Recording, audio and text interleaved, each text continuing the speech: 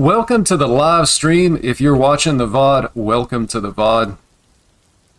I haven't done a live stream in a while. Stick around to watch local man make fool of self. And before I get started, let me run down my checklist. Fresh coffee, check. Bottle of water, check. Maddie dog in her bed, providing emotional support, check. And random fork on my desk, that is also a check. Before we get going here, I'm just going to take a quick look at the deck list before I queue it up. I would always recommend looking at the deck list just to make sure that we have what we want as we're going out onto the ladder. Really just looking at it to see, if I was expecting maybe a lot of Paladin, I might want to try to work in a tech card like a Viper just to be able to break the carry weapon. Things like that. Honestly, most of the time I don't end up making changes, but it's always good to have in mind what's in the list and do we need to make any changes. So all this looks pretty good. Also, sometimes I have some weird ideas and I think about testing things, switch something in the deck, and then, never really just go back and fix it. So we're going to queue it up. Pushing my luck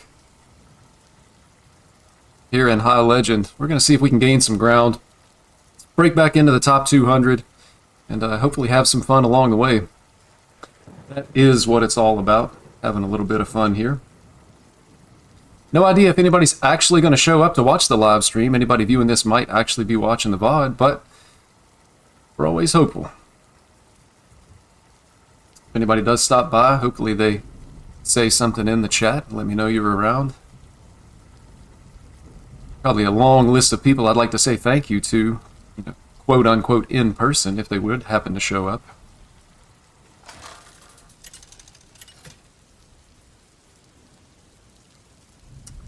Oh, just realized we can't see the deck tracker.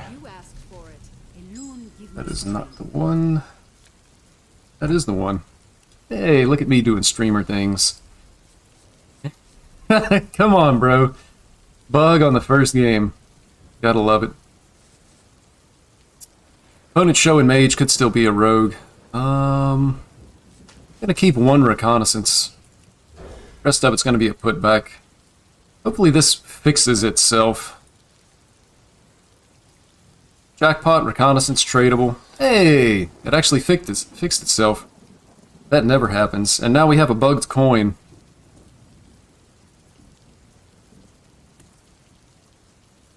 Super unfortunate.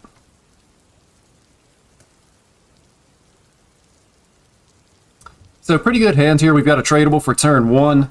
We're going to go reconnaissance on turn 2. I always like to reconnaissance before jackpot. And it looks like... Man, disconnect problems already. We're off to a rough start. Mech Mage. That's crazy. Why does this not have Divine Shield?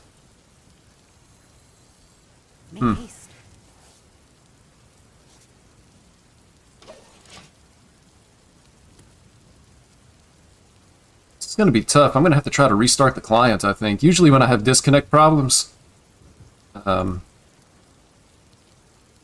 yeah. I'm going to have to try to play a turn, get out of Hearthstone, and then get back in before I miss a turn. Unfortunate.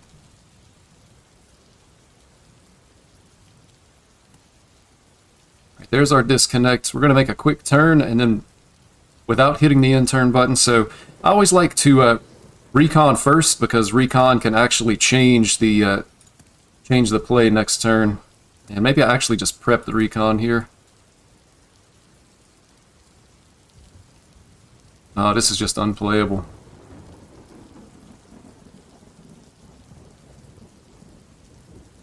Make haste. Yep, unplayable. I'm going to have to get out of Hearthstone and restart the client.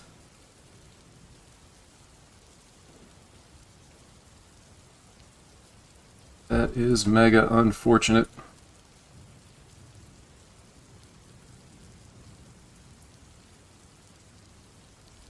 The joys of live streaming, and again, I haven't actually done a live stream in a long time. Looks like that first game is actually going to be a loss. Unfortunate. We were in, I think, a good spot. I like the matchup. Mech Mage is definitely doable for us. And it felt like we had a good hand. Recon is good, Jackpot is good. It's like we got things coming back up. We'll likely get back into our game, but we'll have skipped a turn, which likely just leads to a loss. You just can't miss turns. Missed turn equals loss.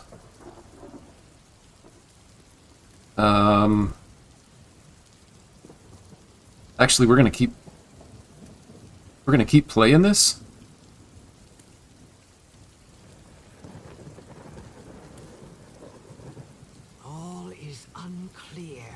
I mean, I can just Wicked Stab here, and then I've got Coin Ashara active on the following turn.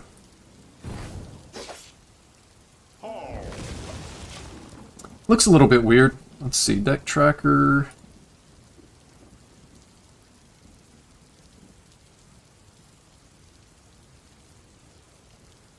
Deck tracker back online.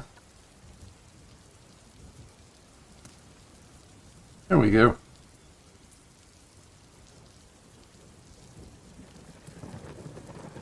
So we might actually be okay here. Mecha Shark is really bad news for us. We're going to take a ton of damage. And it's actually looking like it's probably just over. Likely because of missing a turn. We'll tough it out, but expecting a loss here. Nothing you can really do about it with the disconnect. Hoping to high roll something off of the horn, but again, this game was very doable if we didn't skip an entire turn.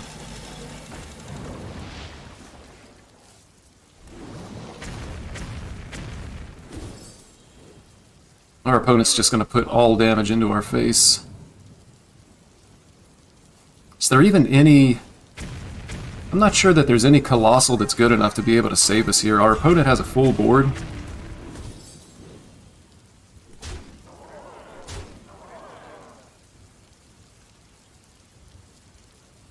Okay. Yeah, I was going to say, our opponent would be crazy here if they made this trade. You just go all face. Again, it's over. This is just a concede. Let's get out of here. I'm just trolling myself.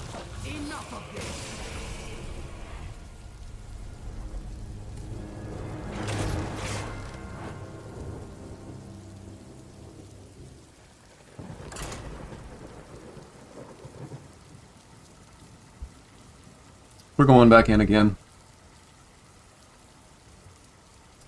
Hopefully with the disconnect issues behind us, we'll be able to have a little bit better experience going forward. No reason to be upset about that. That happens sometimes. I don't know how much it happens to you, but it does happen to me certainly with the disconnects. Unfortunately with Hearthstone, sometimes it's just a little bit buggy.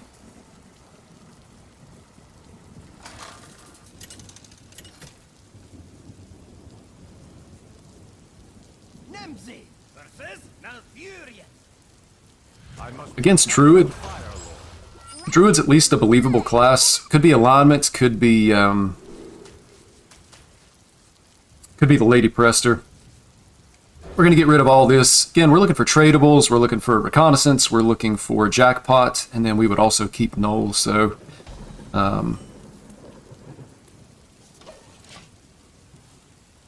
pretty decent starting hand here. I'm going to recon on 2 again. I just like to recon before jackpot because recon can actually change the next turn. We're going to shroud next turn though, so we jackpot. We jackpot now. Nulls go down to 2. I think it actually is still just recon. Because even if we shroud next turn, we won't have a free null to be able to play. So we can go recon and then jackpot. This is just a lot of stats. So we can shroud, but even if we hit our nulls, we're not going to be able to play and they're going to be too expensive. Definitely want to get the high main down on 4 to get some pressure on the board. This is playing more like an alignment druid here. We can actually prep Shroud and jackpot.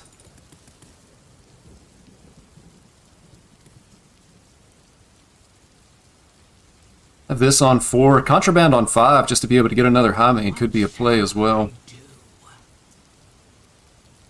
I'm gonna go ahead and do this. A lot of stats on the board, that's pretty solid. Didn't hit a trickster, but if we hit a trickster, just being able to get this in play, it's just a lot of stats on the board. We can start to build pressure on our opponent. And our opponent is actually a rogue. Their nulls are 2 mana.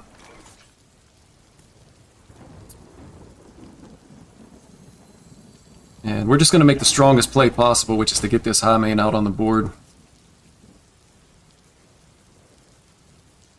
Contraband stash now has a high main in it. Could potentially like find something on 5, have this on 6, this on 7, and then our stashes and Tesses are just really strong.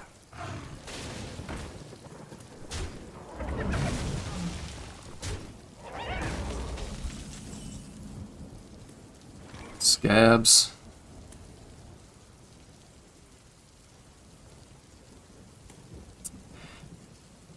I think we just take the Shroud here.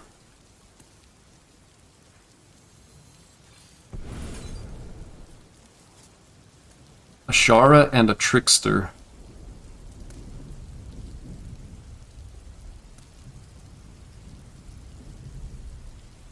So next turn we would have like Trickster immortalized in stone. I think I want to dagger up and make this trade. Just get rid of this minion. We'll face tank the 5, it's not that big a deal. Next turn we can go Trickster immortalized in stone and get down the Maestra.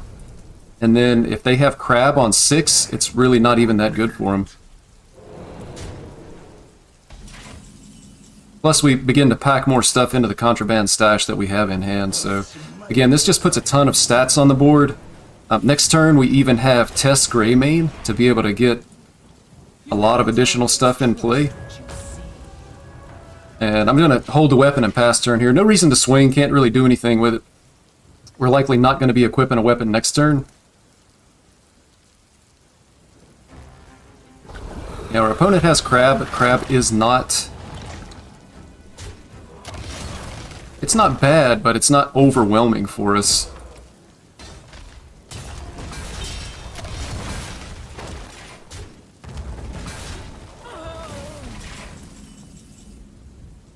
So we do have Tess. Our opponent still has 2 cards that's been in their hand the entire game, and the coin. They could potentially coin Scabs here. We could just go Best in Shell and Gone Fishing. And then that gets us 2 more big minions into our contraband stash, as well as Tess. And then post Scabs, we can just build these really big boards that our opponent's going to struggle with.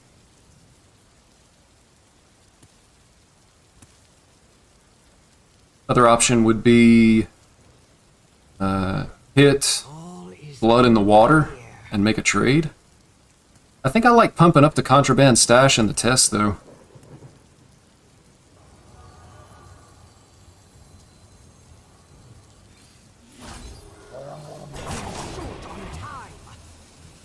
And we'll go ahead and take a Crab of our own. And we'll make these trades. Pass it back to our opponent. So again, just packing the contraband stash and the Tess. If our opponent does have Scabs, we're just going to be able to create a huge board. There's a jackpot from them. They've already played 1 Trickster.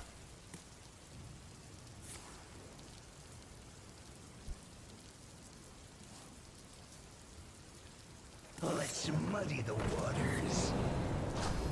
Okay, so they have their own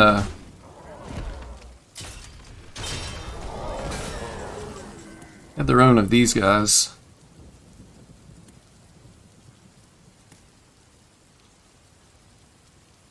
We just Blood in the Water here. Maybe start with Prep Recon. Scabs is an option, but it gives them back Crab, which would be bad. Don't really want to do that. Not interested in that at all. I think we start with maybe Prep Recon. We could go ahead and get a Colossal in play, though. We'll be able to play this horn and then prep the horn. Feels like it's probably the strongest play that we can make this turn.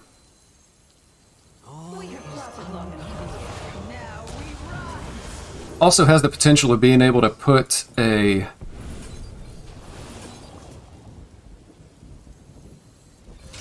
Pretty good. Also has the potential of being able to put a this Colossal into our tests, although we're likely going to have a full board and we're going to end up missing out on some minions. We need a hit here. And then that gives us this trade.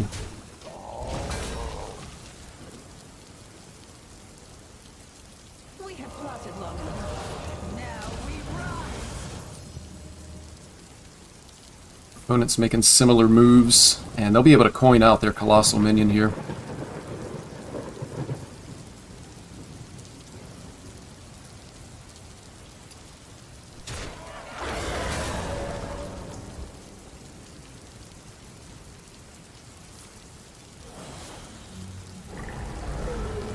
Lag.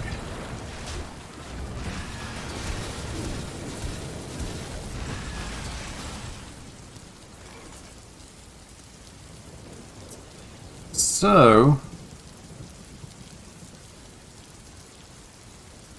we could try to replay our stuff. We've got Crab. We could hit. All is unclear. You really need to remove the Xylag because we can't afford to have these things getting buffed. And now they also have this along with the 2/7s in their box. We don't want to give them Ashara back, and we don't want to give them Xylag back, so I don't really want to Scabs here. Let's start off with the Reconnaissance.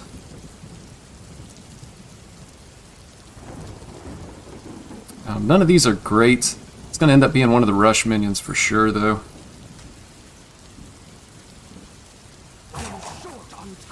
And I think we're just going to get the Blood and the Water down here. We can hit here.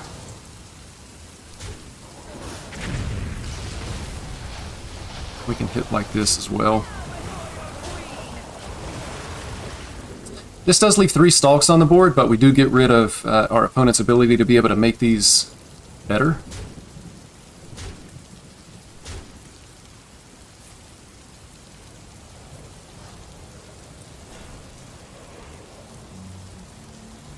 There's the Xylag. Now we'll be able to Scabs, and this is going to get destroyed, I think, because of the order that this was played. We're going to take potentially a little bit of damage off of these guys, though.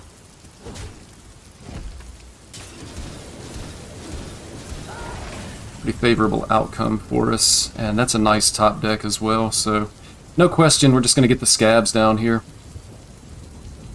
Keep your enemies close, and your shit is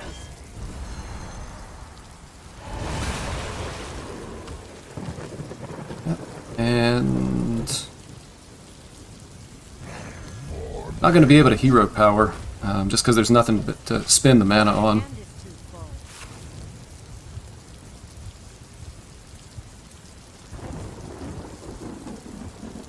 So we've got some pretty pumped up Stash and Greymane here. But our opponent does as well. Also, we have more minions than we can actually fit on the board when we replay these, so there's no way to know exactly what we're going to get back.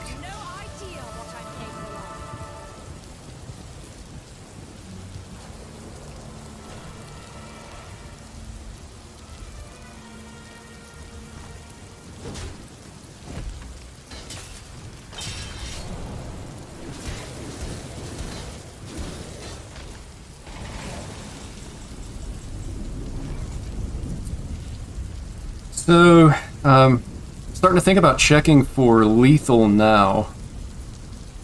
We would have, let's see, 7, 11, 17. That's not going to be good enough. What should I order?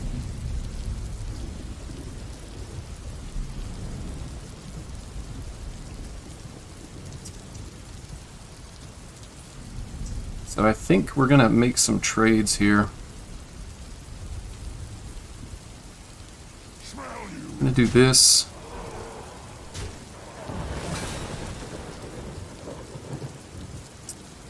And we're gonna get down our contraband stash, I think, here. Go ahead and make this trade. Contraband.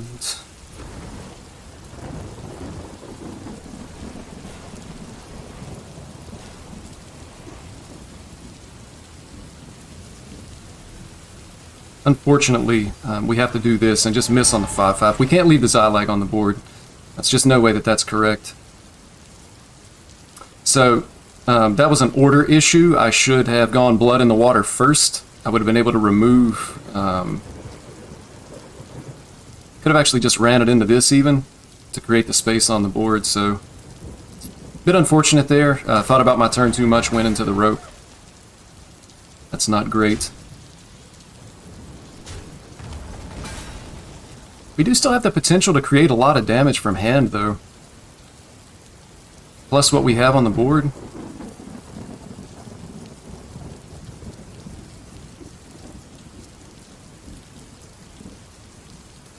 We also still have Tess and another stash. Our opponent just has one stash left. Opponent should still have scabs as well. Depending on the board state, I mean, we could potentially have 10 damage from hand. Means we would need 14 damage on the board to survive. Could also potentially top deck more damage with Tooth and Wicked Stab. Mass Poly.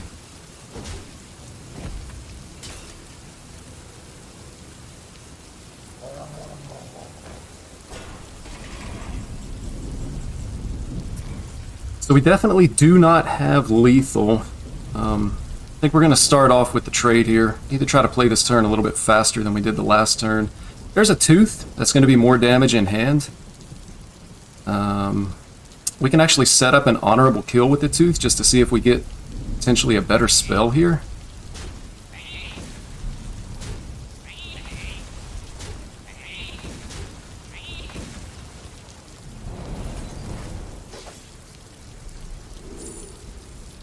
Flash of Light is interesting. Gain health and draw a card. A little bit worried about dying here as well. We're going to go ahead and make this trade. And then we're going to hero power out this. There's a jackpot. We're just going to replay our tests here. Or we're going to play our tests. And it looks like we actually got the... yeah, we got something with Rush here. Oh, wow, yeah. Really nice to be able to get the Colossal back that time. And I believe even if our opponent has Scabs, we're going to be able to get Gaia back in hand as well.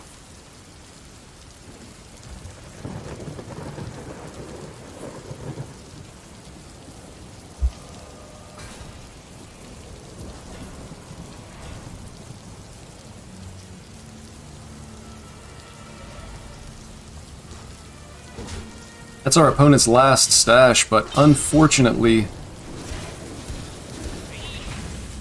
we may not be able to beat this.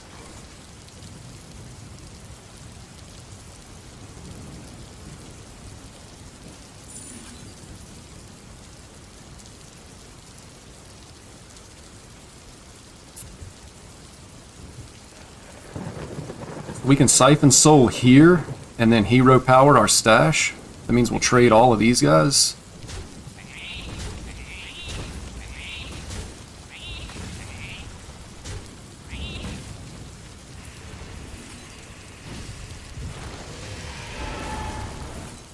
Pretty straightforward. Looks like we got a rusher back of some kind. Oh man, that's nice. We're going to be able to remove their stalks as well. Plus we heal ourselves. Plus we have a Knoll. Hit here, and then we can hit like this. Not going to be able to play the Knoll this turn. But this has us in a really good position. Our opponent's basically on Scabs, and I think we'll still get the Gaia back in hand. In addition, we're at 17. Don't really have a way to be able to deal with the Stealth 4/2s. Is this the Thief rank 1 list? I think it's the rank 1 list. I don't know if there's somebody that's like tweeted a list, but this is the list that I've been playing. It's definitely strong. I think Rogue has to be one of the best classes that's in the meta. Alright, so we have 12. We have 15. He's going to heal back to 29. This is going to be a crab turn for sure. So we're going to do this. We're going to get the crab down.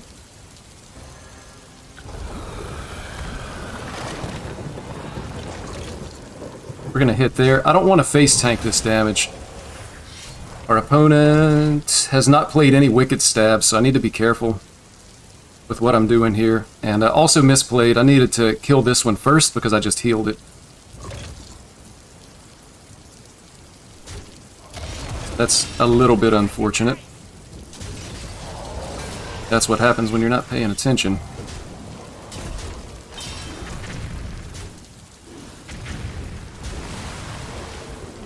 And then we've got double wicked stab for lethal. But yeah, this rogue list is really strong right now. I think rogue has to be a tier 1 deck. The Vicious Syndicate meta report is going to be coming out tomorrow, I think. So probably somewhere, I think somewhere less than 24 hours. I don't know what time they actually publish the Vicious Syndicate report, but I feel like it's somewhere maybe in the early afternoon, Central European time. Or I'm sorry, early afternoon in the US. Probably early evening Central European. Recent rank 1 list with 2 blood in the water and Okani. Yours looks similar. Yeah, this list has been around for a while. I mean, I wouldn't call it my list. It's just the list that I'm playing. It's not like I created this list. We're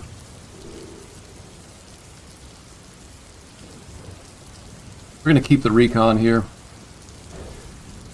Yeah, again, it's just really strong. And I have fun with it. I mean, it's not super hard to play, but the random effects, you know, make each game feel different, which is a plus.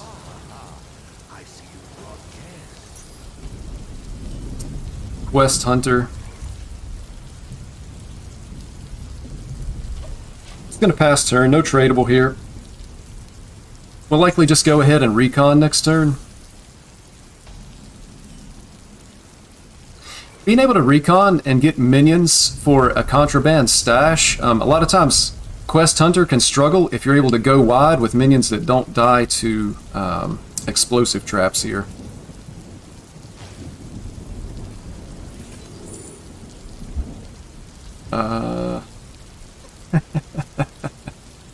These are all bad.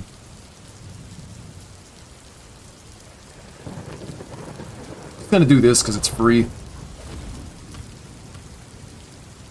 And I'm going to throw it out on the board. It gives our opponent a target to be able to use damage spells on, but it's better for damage spells to hit minions than to hit our face.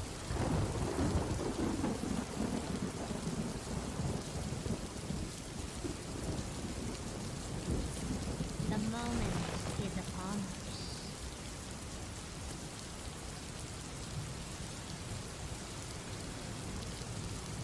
Next turn we'll be able to recon and get a knoll down. Again, just try to build our board out to be able to start doing damage to our opponent's face.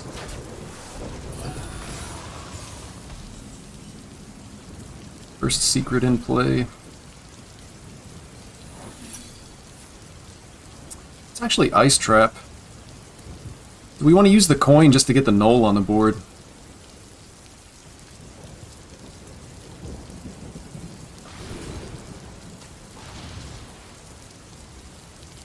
Gonna take the jackpot here. Hopefully we hit a prep. There's things you can get off of jackpot with a trickster in hand that can actually just instantly end the game in a lot of matchups. Anything that puts a lot of stats on the board, like Command of Neptulon, Scale of Onyxia, Miracle Growth is insane. Also gonna make our knoll free. Let's start with the trade. So we can go jackpot. We're going to tooth this. This is the play right here.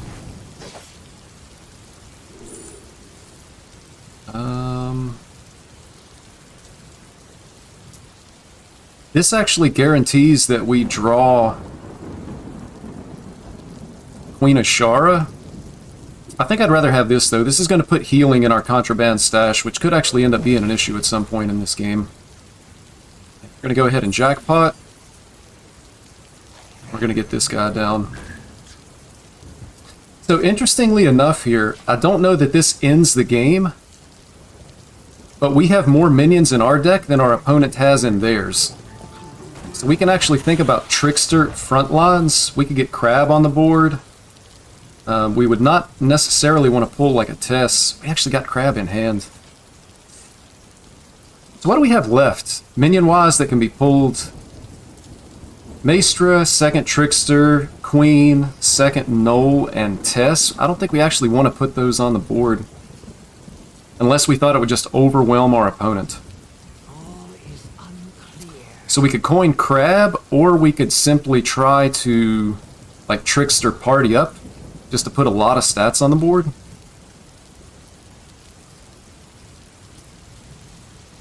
I think I like stats on the board. I mean, it's pretty likely that our opponent has an explosive trap. All is unclear. Other option would just be coin Crab.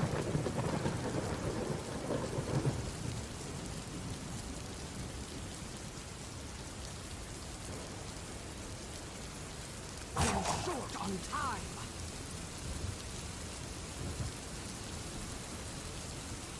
Go ahead and get the Crab down here.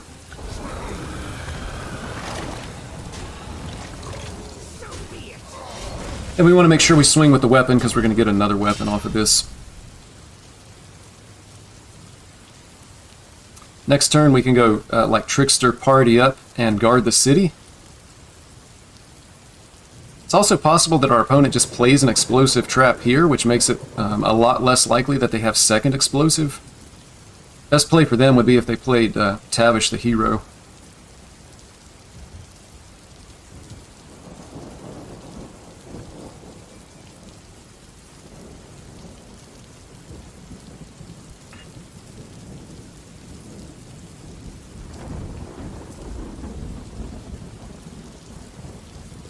I always feel like if they had Tavish, they would have played it immediately. Maybe they're looking at ways to play spells and be able to clear the board. Possibly looking to advance their quest. I don't know how quickly quest hunters advance their quest now with these 40-card decks. I feel like it should be a lot faster than what our opponent has done, though.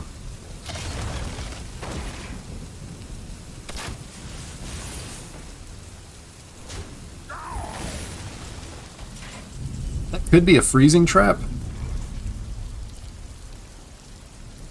I mean, we could jackpot to see if there's something even better that we could play with Trickster this turn.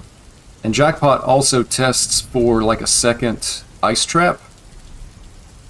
Getting our Crab back at 8 mana isn't even necessarily bad. I think I want to swing face first, make sure that I get the extra 2 damage off of this weapon. Go ahead and do this. It is freezing trap. Crab is a good minion to get back, at least in my opinion. They likely still have an explosive.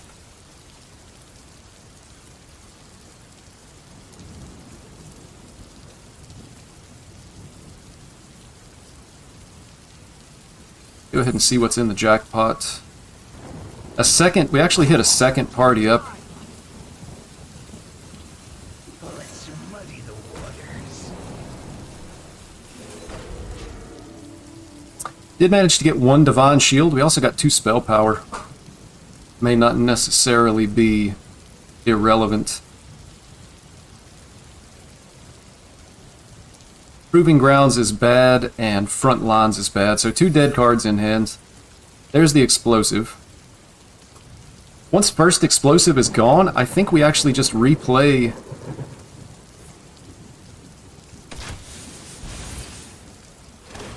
Actually, it's probably Guard the City and Contraband Stash. I'm assuming this board just dies to the explosive trap. If they don't have second explosive trap, we could be in business, especially if we hit multiple lifesteal minions.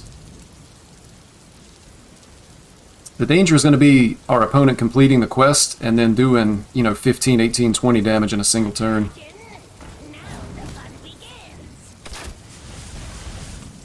It's already a lot of damage.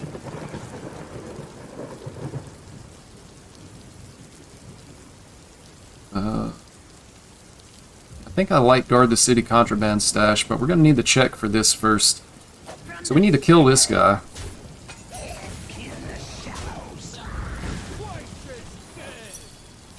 There's the explosive. We do manage to get 2 damage here.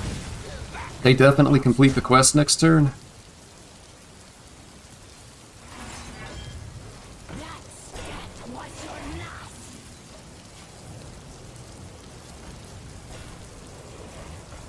We refill our board.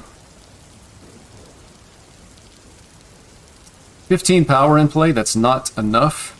And we also missed on all of the lifesteal minions, so we're not going to be able to heal up at all here.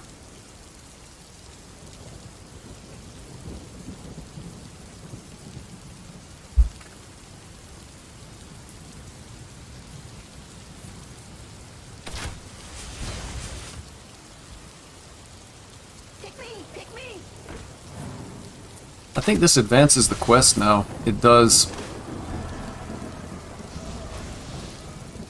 So we just die next turn. Our opponent will be able to kill us with a combination of spells and hero powers.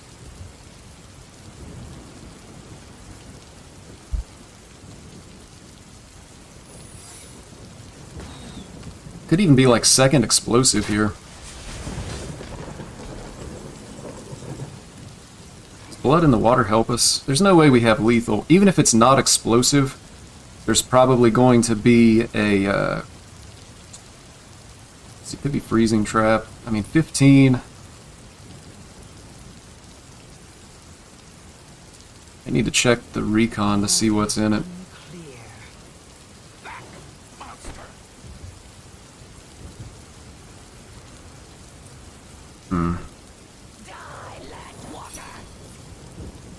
Okay, there is a freezing trap. 7/7 needs to die. We've got the poisonous for it.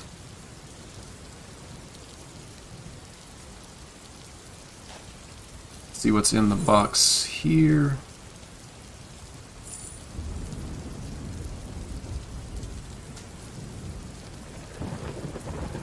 Taking my shot. I'm gonna make this trade.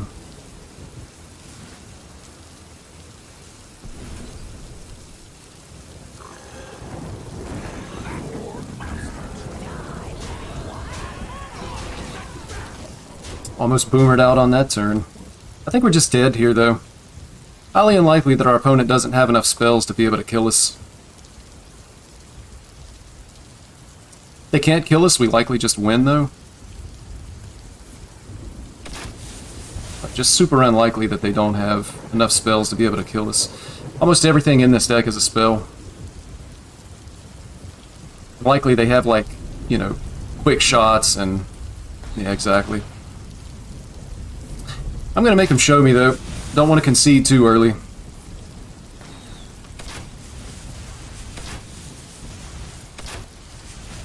Our only hope was that their spells were too expensive, I guess, and that they weren't going to be able to play them, but yeah, that actually does it right there. So, unfortunately, we just weren't able to get enough pressure on our opponent. Even if they only had 30 health, we still weren't actually going to be anywhere close to killing him. I'm not sure if that's actually even the best version of Quest Hunter. Quest Hunter could just be in a good spot, and playing Renathal may actually make the deck worse. I haven't seen any stats on it, but it's definitely possible.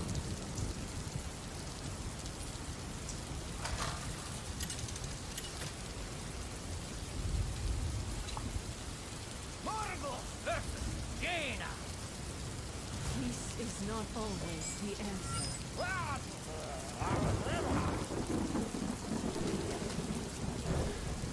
I'm going to toss all that and try to look for the good stuff.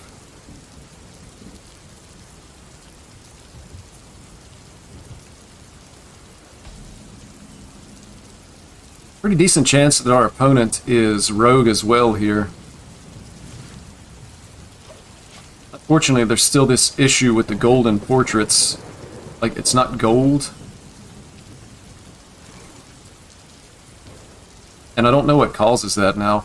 I have golden maestrit only because I think I opened it in one of the pre-orders. Not because I crafted it.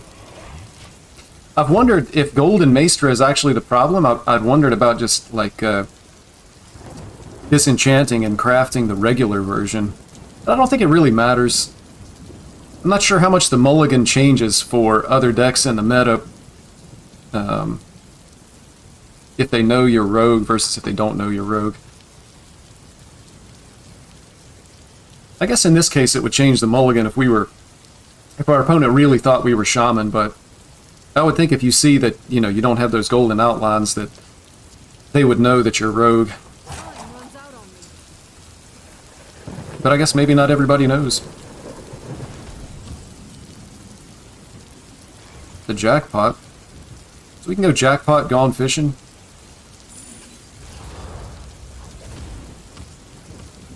I mean, not really all that good, but could be significantly worse. We're definitely just going to take the null and play it here.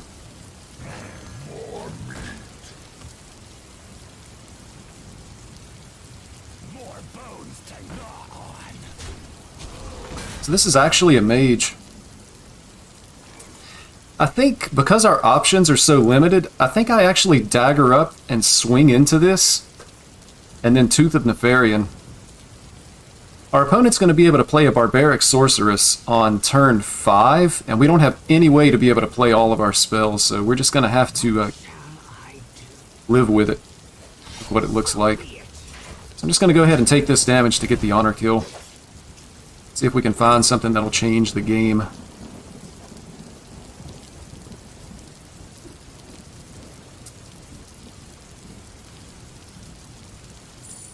I feel like I have to take the expensive one just in case it gets hit by Barbaric, because next turn I might actually just be playing this. Ah, so bad.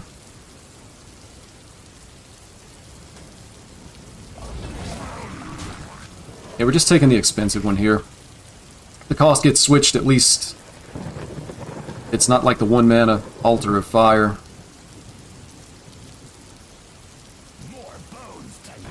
Second null. Do I really want to face tank an additional 5? Definitely want to get rid of the prep, so I'm going to prep the recon here.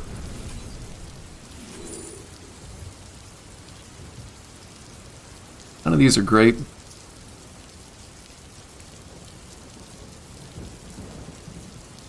Is it actually just the mage spells?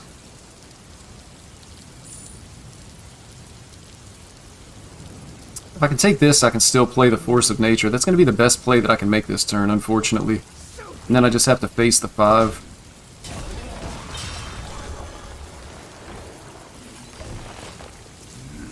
So if they coin out Barbaric Sorceress, they'll get either a 6 cost, most likely a 6 cost, either Rune or Drake Fire. That assumes that they have a spell in hand, but they haven't played a Deepwater Evoker, so potentially all 4 spells are still in their deck. Doesn't seem very likely.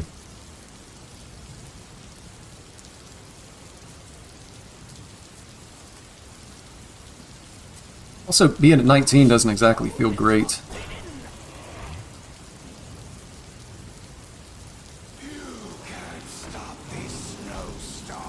That's interesting. So this is just a very clean blood in the water and push 8 face. That's exactly what we're going to do. Don't even really have to think about this a whole lot.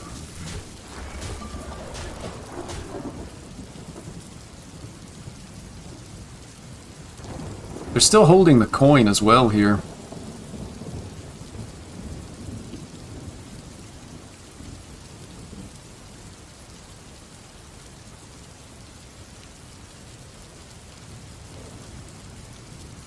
Not quite sure what's going on with our opponent's hand.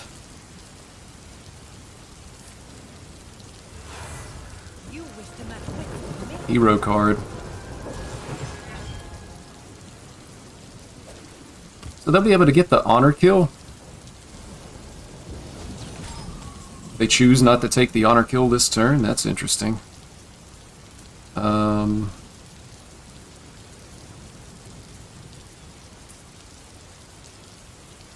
We jackpot, we're really just not doing much of anything else unless we can hit exactly a 5-cost spell, which feels bad.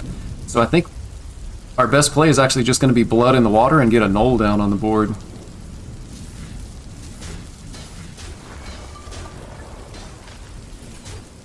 It's really the only way that we're able to spend most of our mana and do something. Because potentially with this, we don't hit a 5-cost spell and then we're just going to dagger up and swing face for 1. So this play doesn't feel good, but it feels better than, you know, whiffing on a jackpot. And there's really nothing at 5, even if we hit something that's going to be necessarily good in this spot. So they can hero power here, and they can buff this to 4 damage. And then they could play the Reckless Apprentice, which would leave us with still 8 power on the board. In which case, a Wicked Stab would be lethal. There's the Reckless.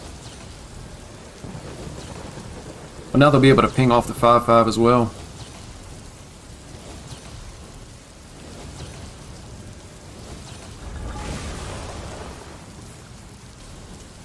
Ruined Orb and Counterspell. Counterspell is actually pretty good. Counterspell is actually really good here, I think.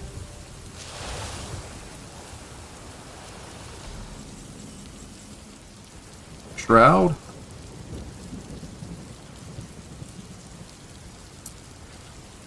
I guess we start with Jackpot just to see what we hit.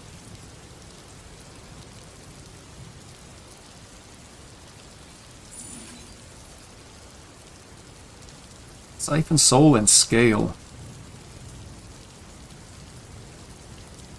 We leave 4 on the board, it's not that big a deal, right? I can actually just, like, Ruined Orb face. And Counterspell. Doesn't ever really help us set up lethal. It's not that great either.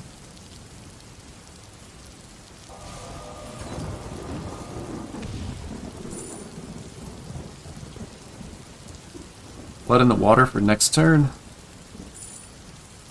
Doesn't feel great. Just gonna try to work towards setting up lethal.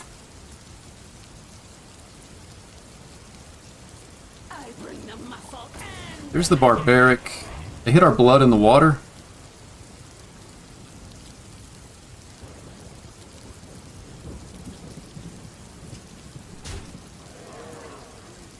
We still have the Counterspell up, though.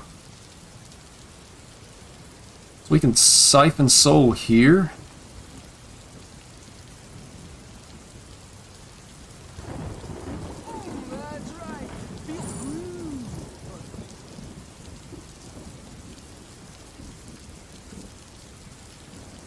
It's an interesting turn for our opponents as far as whether or not they're going to make this trade.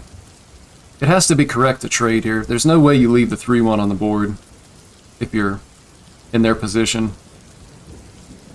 They got the coin in hand, which means our Counterspell is going to be worthless. We really need to kill him this turn.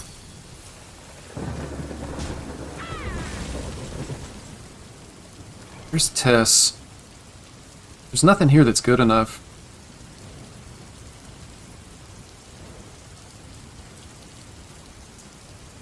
So we can Siphon Soul. Tess would replay a Siphon Soul.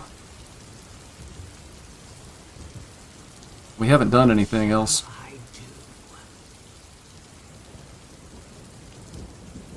We don't have enough mana to be able to play both of those either.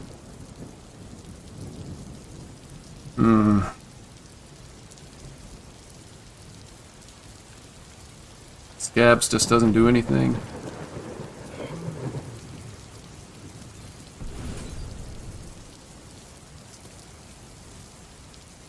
Does Trickster do anything for us? Is Crab good enough? Double trade into this and swing face for 4. They have 6. They have 10. I feel like this is the only way we're going to potentially be able to set up lethal.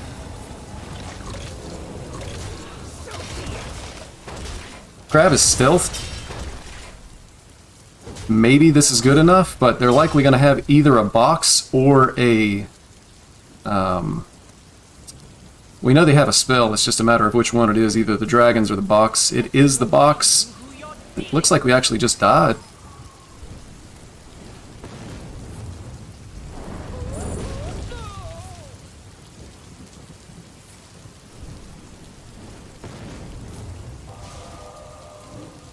That's crazy. I've never seen that much direct damage come out of a box before.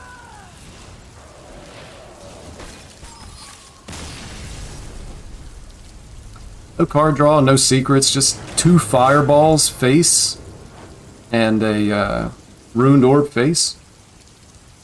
It's crazy.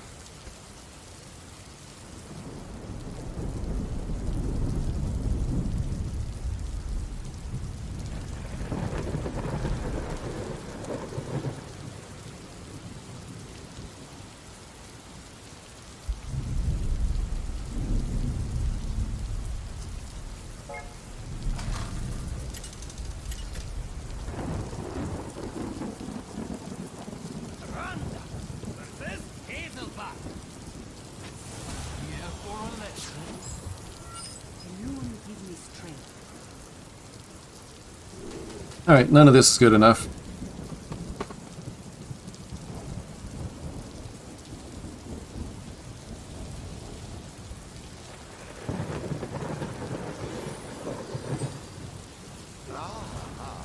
I see you broadcast.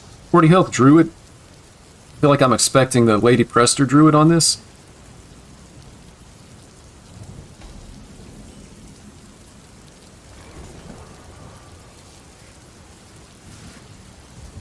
Tooth is an okay pickup if our opponent is able to get a watch post down on the board. They're going to have guaranteed Lady Prester. At least we have the coin, so they won't be able to get it out potentially as early. I think we're just going to Shroud here. Shroud into Shroud. Surely we hit a Knoll. Yeah, there's a Knoll.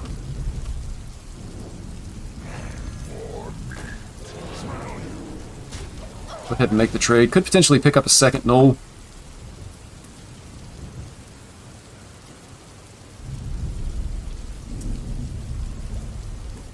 Likely Recon next turn, though.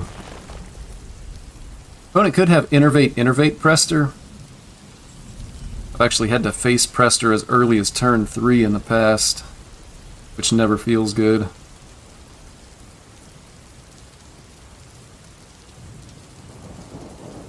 Let's see what's here.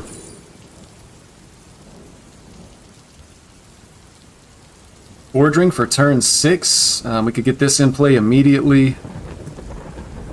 Ordering on 6 is actually pretty good. It gives us a 15 damage weapon. Also gets replayed with Stash at some point. Potentially helps protect our face. Gonna take the high value here.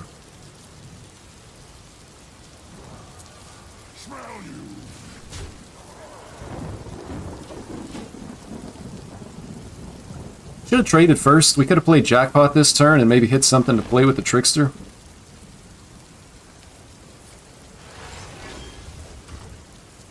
Could potentially draw a prep.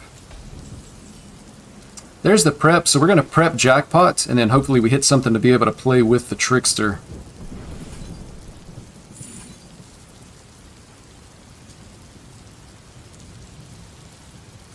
Garden's Grace on this.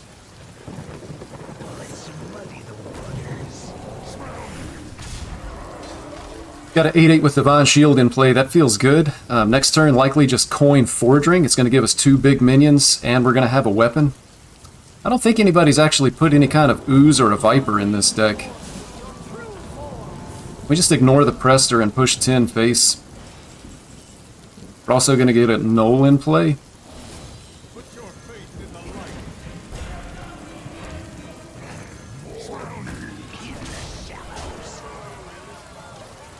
Pass turn. No reason to make an attack here. That'd just be silly.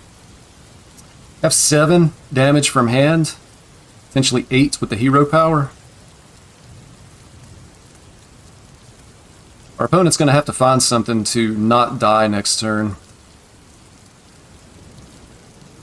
And they haven't, or they've only drawn 1 dragon so far. It's possible they whiff, it's also possible they high roll.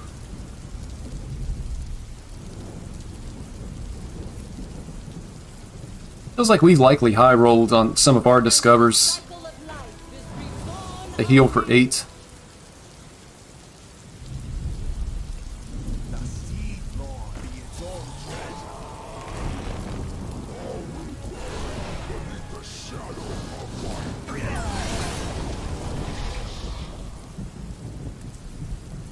It's pretty unfortunate.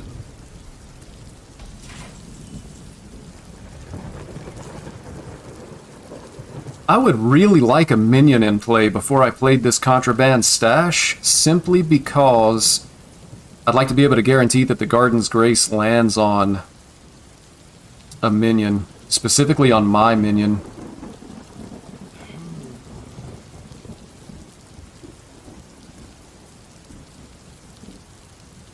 Shroud here. I mean, Garden's Grace on this is just extremely unfortunate. 5 damage has to go face. Could even just Tooth on this. Just to make sure. We don't get the honor kill, but it makes sure that we don't hit the Garden's Grace on this.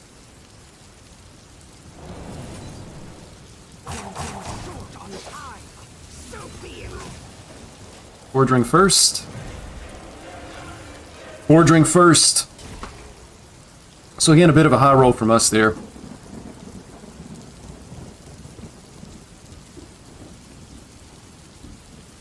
We have 20 currently.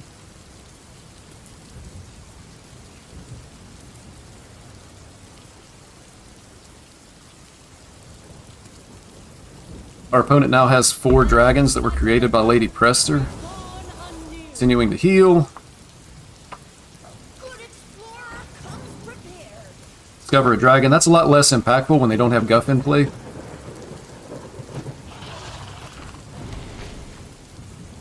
Destroyed the Kazakazan. But again, I mean, the high rolls are insane. 2 Tyrian Fordrings, both of them destroyed by randomly created dragons.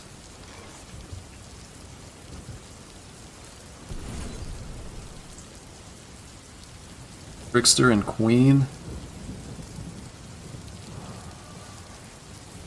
It's really no good plays here. So be it.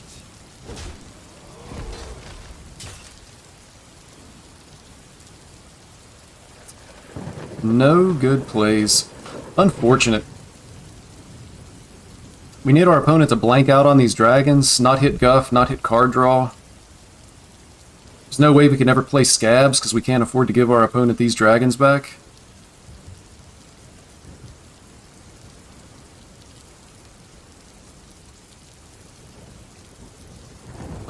Something to combo with Trickster would be a good top deck, like Blood in the Water. Crab would be okay, although it's not as good as it normally is because we have a 5-attack weapon in hand. Recon would be a good pickup. Gone Fishing. We hit Prep. I think we actually can just go like Prep, Wicked Stab, Tooth, and get the Queen of Shara in play. Try to find our...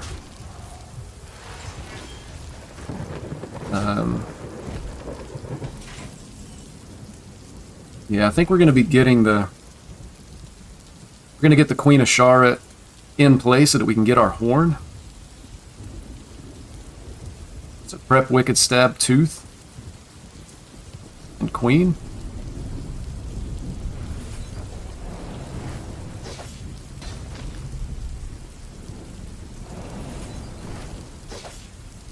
We have plotted long enough. Now we run.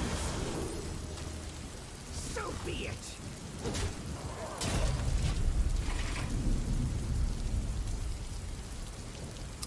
We're going to need a good horn here. And again, we're kind of dependent on our opponent just bricking on the stuff that they're drawing. As long as it's not card draw, there shouldn't really be anything too bad. They're making trades. I guess they're a little bit worried about dying. I don't think it's correct to trade there, though.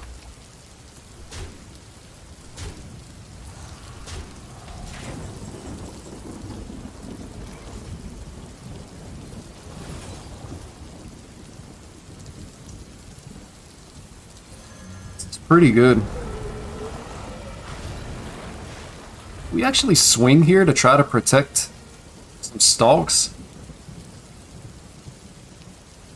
Silag itself likely dies. I think we want to protect our stalks, though. Kill the 3 attack. So be it. Unclear.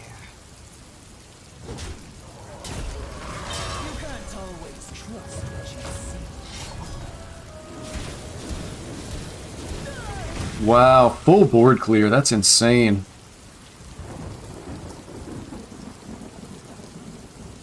We could actually, like next turn, depending on what our opponent plays, we could scabs to get this back in hand.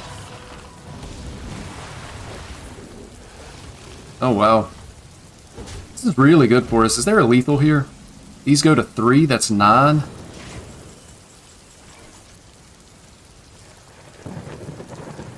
Let's see, 9, 12, 18. There's no lethal here.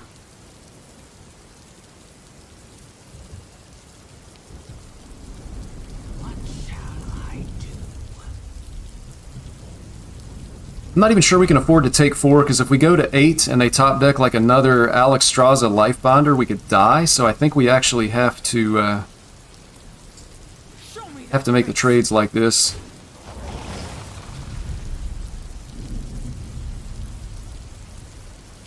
Wait, swing here. It's 9, 12, 13, 14, 15. This is lethal. What am I talking about?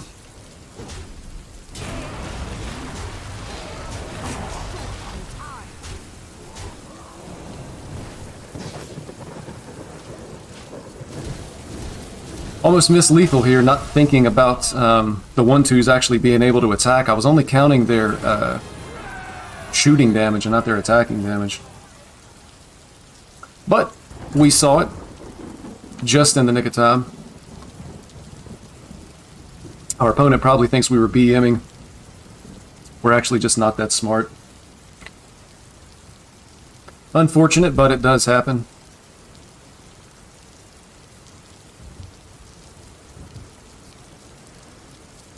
Well, that's the games when you lose those and you realize, like, man, I had lethal and I missed it. That's the ones that really make you feel bad.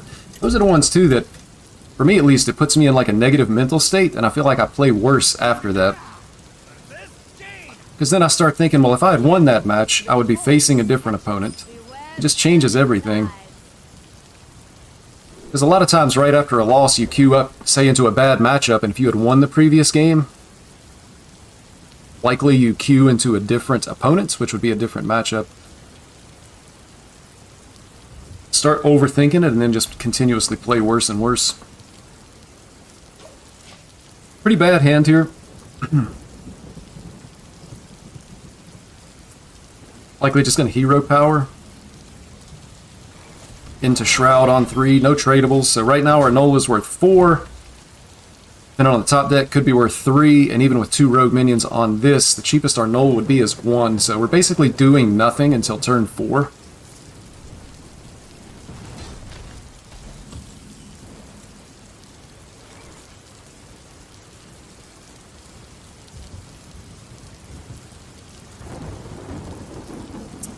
So we can prep the Recon and then Shroud. We have the potential of having 0 mana Nulls and just being able to get out on the board. And we need to Shroud first, though. We hit Queen Ashara. It's a moot point because the Nulls are still 1, but I think it's worth it. It's the best play that we can make. We actually did hit a 0 mana Null here. Are we going to prep this out anyway? And why is my math so bad?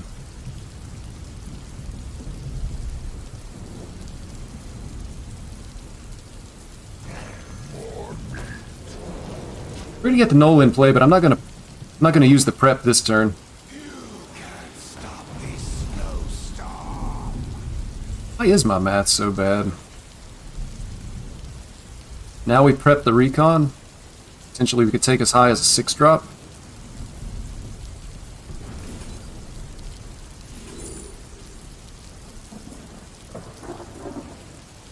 I think it's just the forging.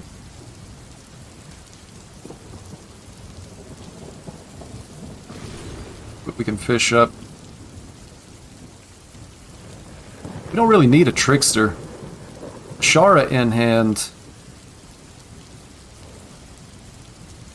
Probably the best. Might actually have to tempo this out. Ah, that's foolishness. We'll take the queen. Then we're going to shroud. Hit our second knoll and found a trickster anyway.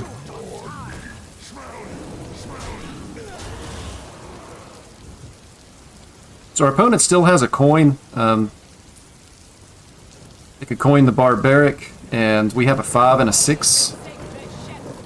And we know for sure that they have a box in hand. And what we have is just kind of a weak turn 5 here. It's going to be Trickster Blood in the water. It's really not a whole lot else we can do. And then we're just going to Forge Ring next turn. So they're going to hit... we're going to play Gone Fishing as well, but they're going to be able to hit our Contraband Stash. Let's muddy the waters. We're going to Blood in the Water face and make this trade. There. And we're going to fish up...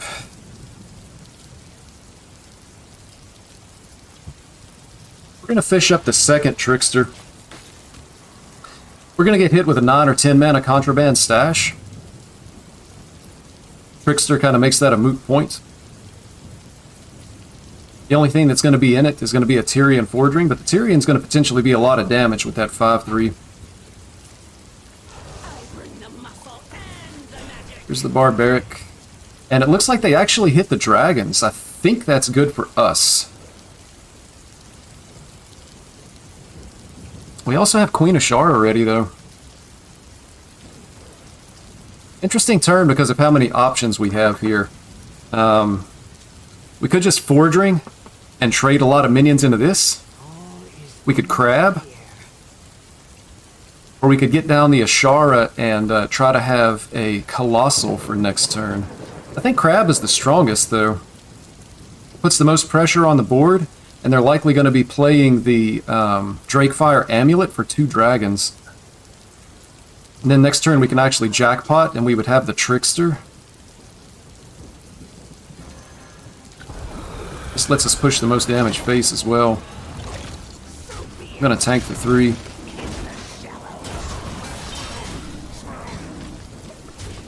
Pretty sure this is the best turn that we could have, but I mean there is an argument to get Tyrion down.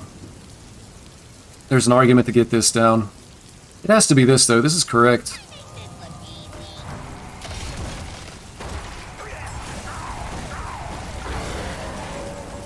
Actually able to clear with Spammy.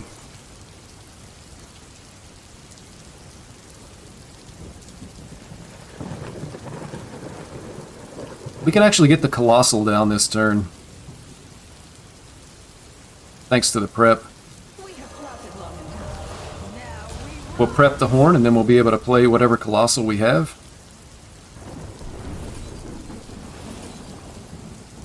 Gigafin? It's just a lot of stats on board.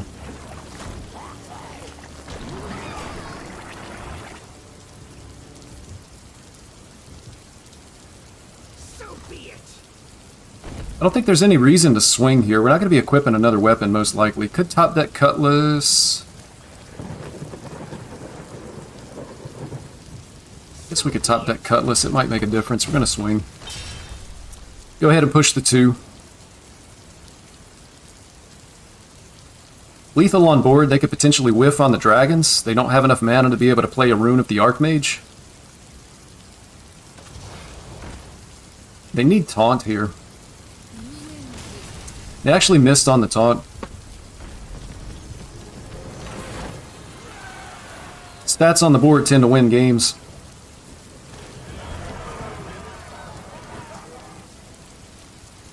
Alright, making a little bit of progress here.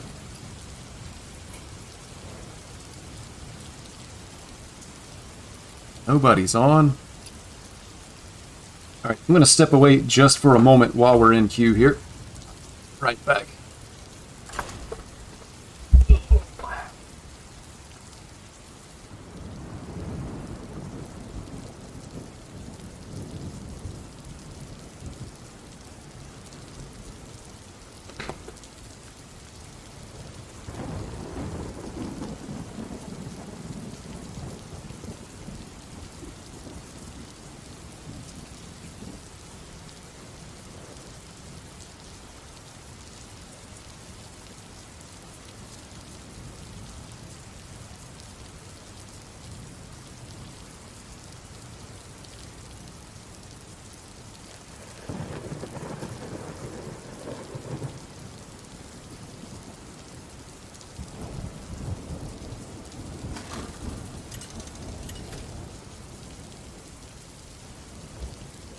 Nemzi versus Sylvanas.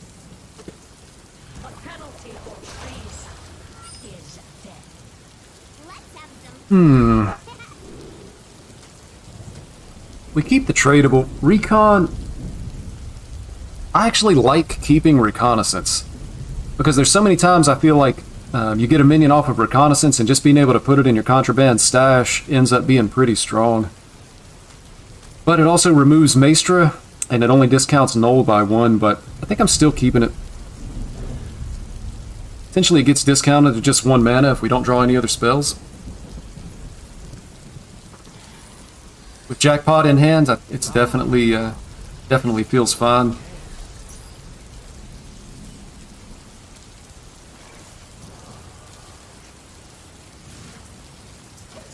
Second Cutlass. So we could go like Trade Recon. Why do they always have this? They always have the Dunbaldar bunker. We don't even have to trade again.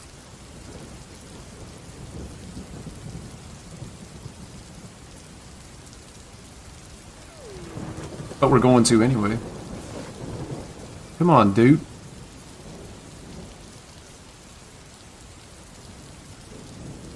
I'll just go Coin Shroud and try to hit Knolls.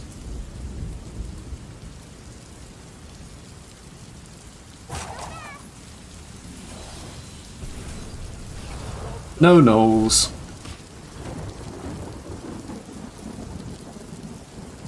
Likely we start the next turn with Reconnaissance. We need to get a minion in play. Would have been nice to hit both Knolls there. We totally whiffed.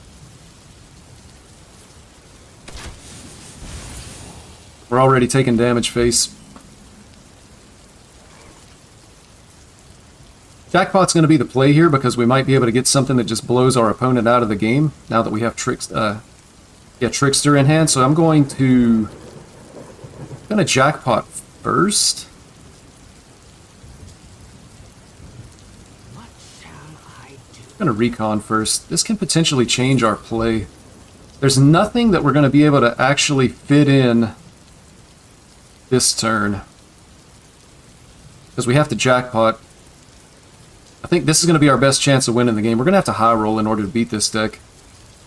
We need something that's going to put stats on the board. So we'll get a 6/6.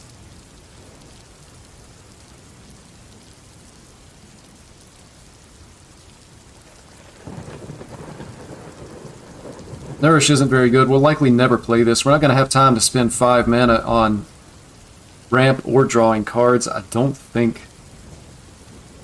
We play this on 5, then we would have Tess. But right now there's not going to be enough in Tess to really make the difference. A kraken. Now the fun begins. It's also possible that this is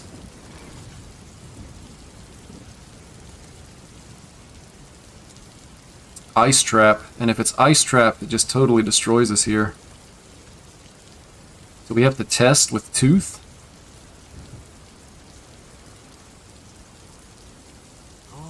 is unclear.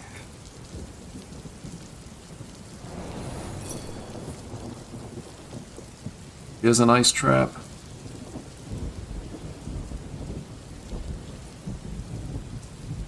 You can't always trust. We'll get the Maester in play here. So next turn we have Trickster, Flipper Friends, and the Cabal Outfitter.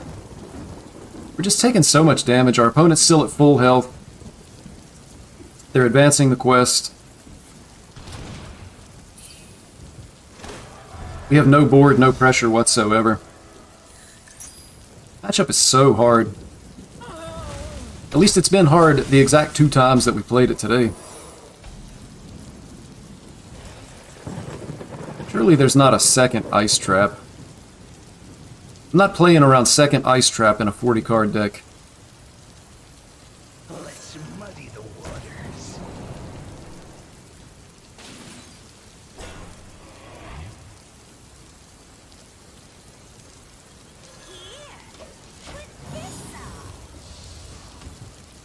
Likely it doesn't matter.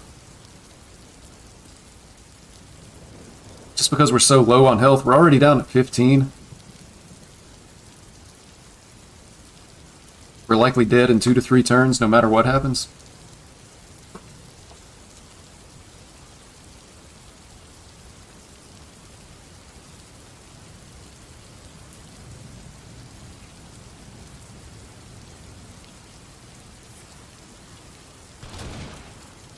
Yeah, our opponent's just sending damage base. We don't have enough time to be able to kill him. They'll make this trade.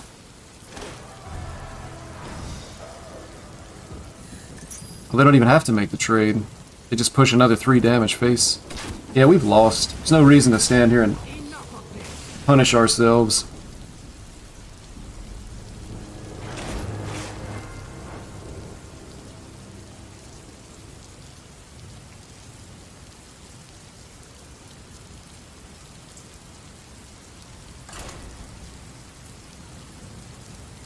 But we go again.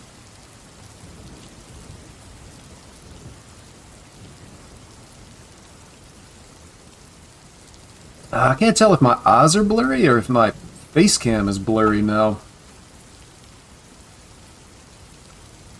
Technical issues abound on the live stream. Unfortunate. Yeah, if you can't see a clear picture of my face, you're not missing all that much anyway.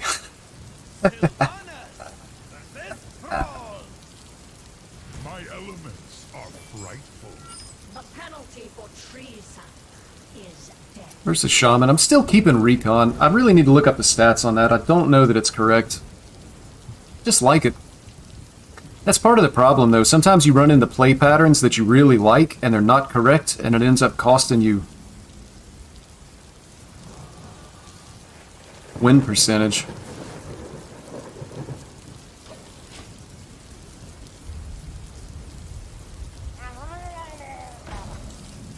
Yeah, we want a Shroud here.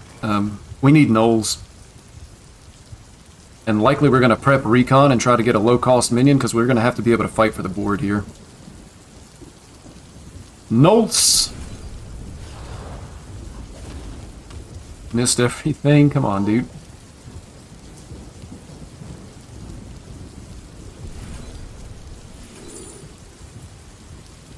This is playable. We just got to get it out there. Next turn, likely Maestra gone fishing. Maybe we can hit a Knoll that's on the bottom of our deck.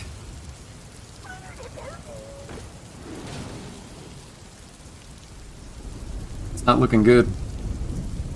If we don't hit Knolls, we're going to get run over from this early game pressure.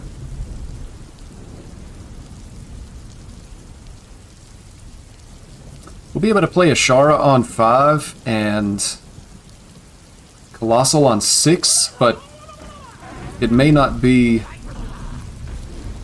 enough. It's just so much pressure.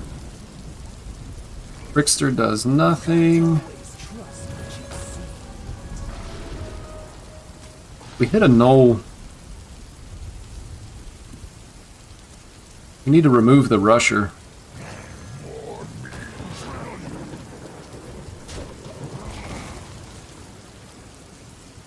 Best top deck is likely Blood in the Water. Something to combo with the Trickster. We can survive to like 5, Colossal on 6, Tess on 7, maybe. Maybe we get there.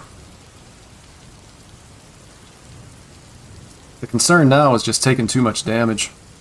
We need to be able to remove this before it gets any bigger. Our opponent just goes face, that's interesting. Contraband Stash. I think we actually just have to Trickster Contraband Stash because it puts 2 minions on the board. And we just need minions on the board, and then take a value trade here.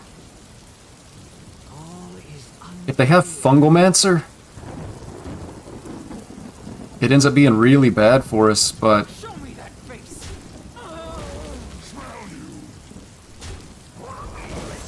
Blood in the Water was such a better top deck. This play feels so bad, but it has to be correct. We can't do nothing. It does at least put some kind of a body on the board.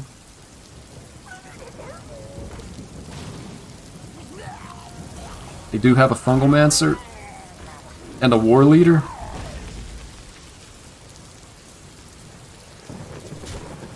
We're dead.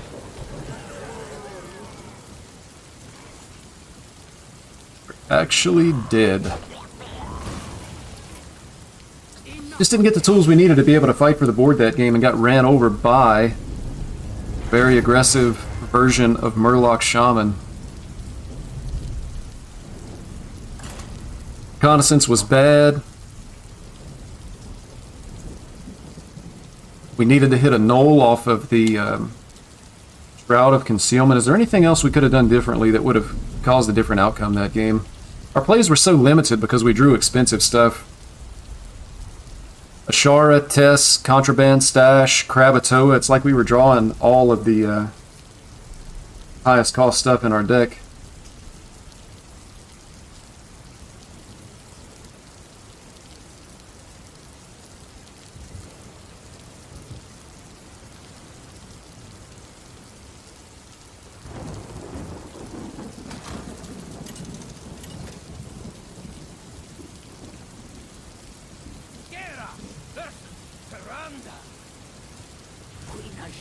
I'm fired up. Somebody's fired up.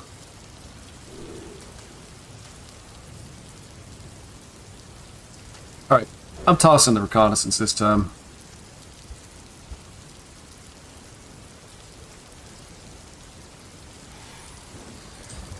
So I feel like anytime I have Cutlass and Extortion in hand... Oh, is it Quest Priest? Well... 30-minute game incoming unless we just concede.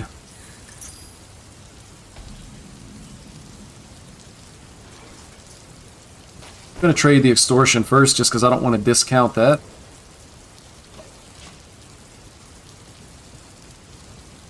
Could actually just coin the Shroud, but I feel like we're going to need the coin. Here's a Recon.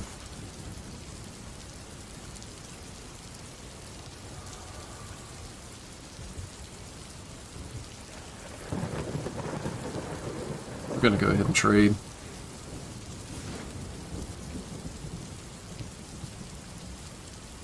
Coin Shroud. We already have 3 minions in hand, so it's pretty likely that we get down a Knoll and can start to put pressure on the board.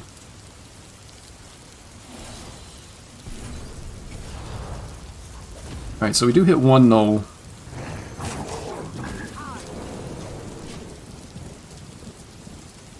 Next turn we can prep Recon.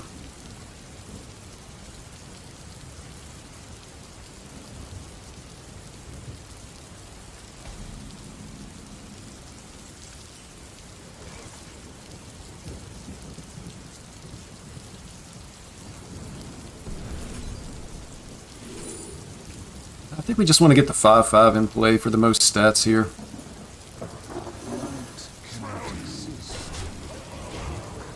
We need stats in play. Have to be able to punch our opponent in the face. Unfortunately, it's not going to draw us any cards, but it is a 5/5.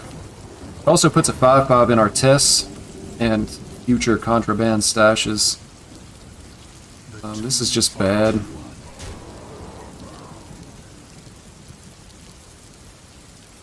You can't always trust what you see. It's a really bad turn.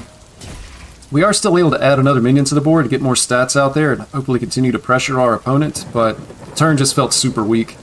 Play a 3/2 and dagger up. And turn 5 is also looking pretty weak here.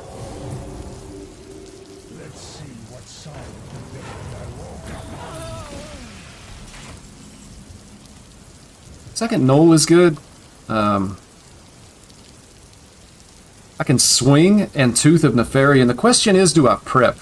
Because if I prep, we could potentially hit something good to go with Trickster. And I feel like we just want to go as wide as possible. All is unclear.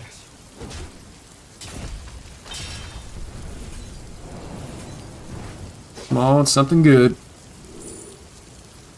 Oh yeah, that's really good. Muddy the waters. Get the Knoll in play as well. So we were rewarded by playing the prep there. Being able to get this down is really good for us. We have Crab next turn. Don't have enough space for both minions.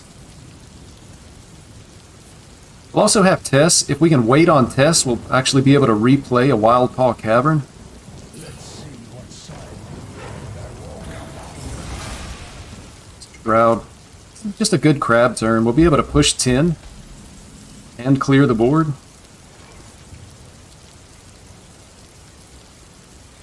Crab right here in the middle. Swing, because we're going to get another weapon. This is pretty good. I mean, Quest Priest doesn't have a whole lot of healing. We've been able to pressure their health total quite a bit. Next turn, we can even just draw. We have, I think Queen is actually the last minion we have in the deck. So 3 mana, draw Queen of Ashara, but then we'll also be able to jackpot.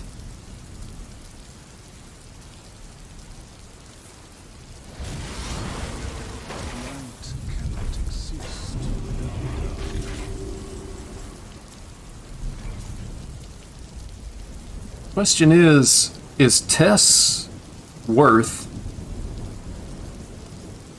or would I rather wait to another turn to be able to get another Wild Paw Cavern in play? Right now it's just a 5/5 and Wild Paw Cavern. What shall I do? I can extort trade, push 9. Let's go ahead and get Queen Ashara in hand and play 2 spells to go along with it.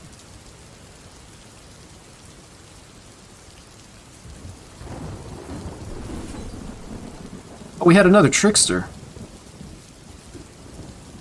I overlooked the Trickster still being in the deck.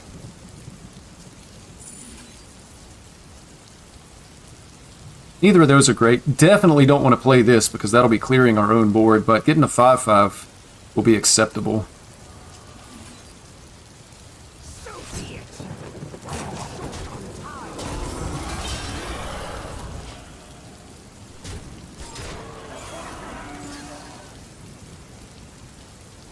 Presenting lethal for the moment.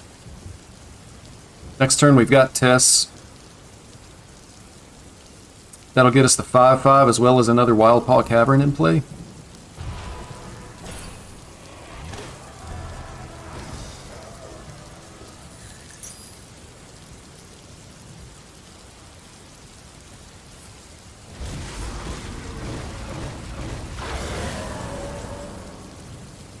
Good stab.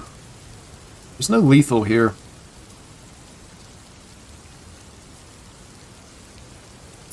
If we played a spell this turn, we would have Ashara active for next turn, but Tess is just the stronger play here.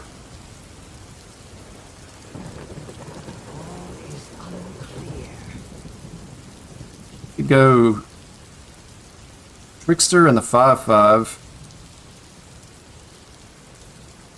Stab.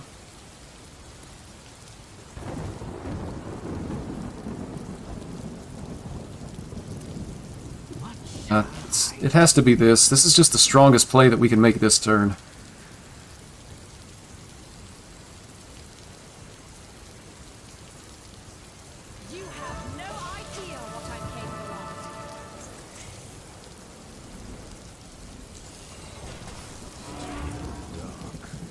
They'll likely make this trade.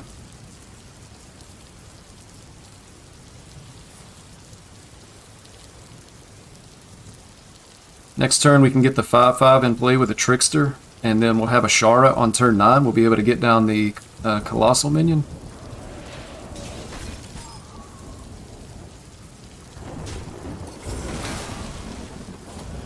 They're not even close to completing the quest yet. We just need to continue to press their health total.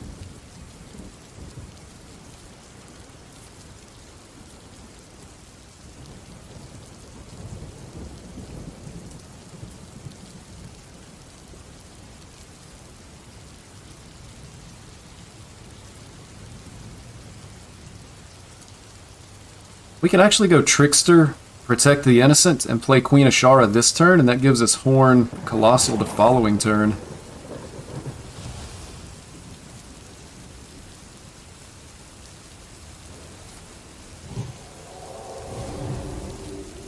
Could be a Zarella coming down here. No Zarella.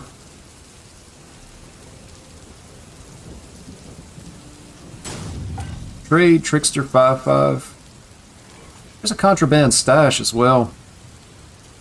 So getting the, we'll be able to get this in, and then also potentially if we hit another class Colossal, we'll be able to get a Colossal in there as well. So I think it's a pretty straightforward turn here. Front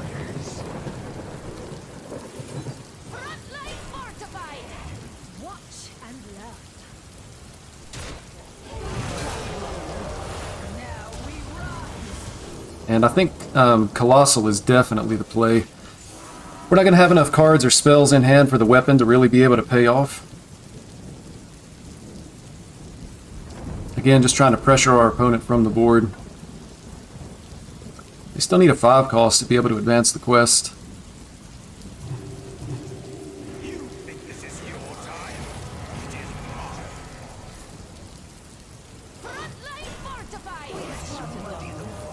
Now we rise. Unfortunate that they get 2 5/5s here. Right, there's definitely not a lethal. We want to see what we got from the Colossal.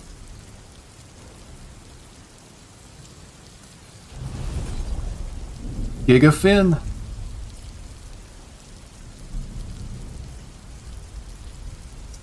Actually, is this lethal? 18, 19, 28? I mean, it's definitely the Gigafin.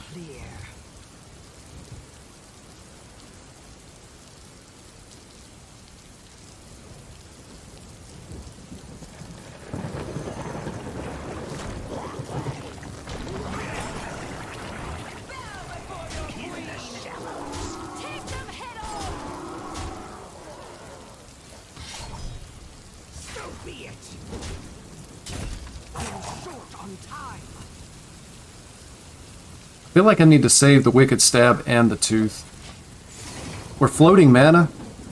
There's always an argument to spend mana, but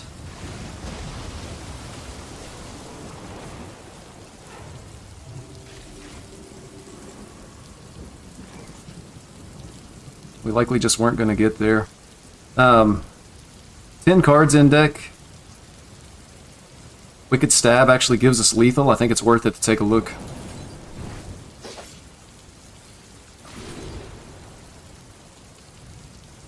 Blood in the Water's 3, 6, not enough.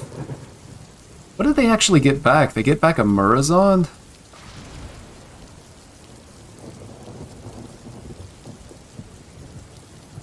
We take Blood in the Water because it's damage? And then just replay our contraband stash?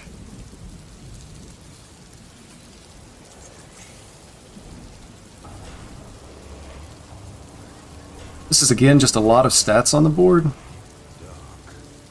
I'm going to continue to hold that Wicked Stab.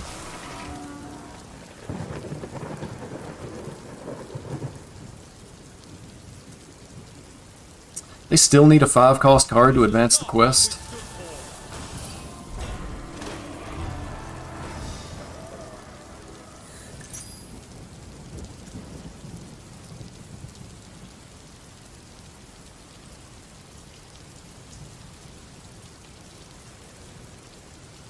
I think there's worlds where we have lethal with Chaos Nova here. Chaos Nova and a Wicked Stab.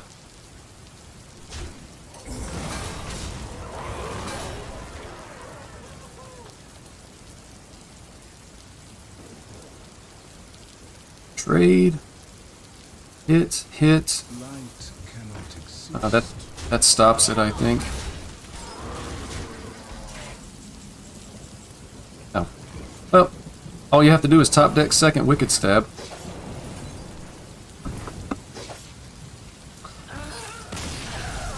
So not a 25-minute game, but that was a 12-minute game, which is painful enough, as is.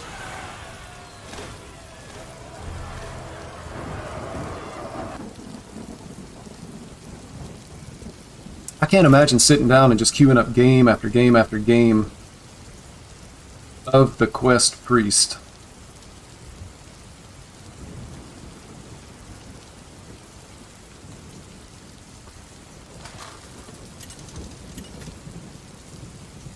This feels like that'd be a miserable way to spend your time playing Hearthstone.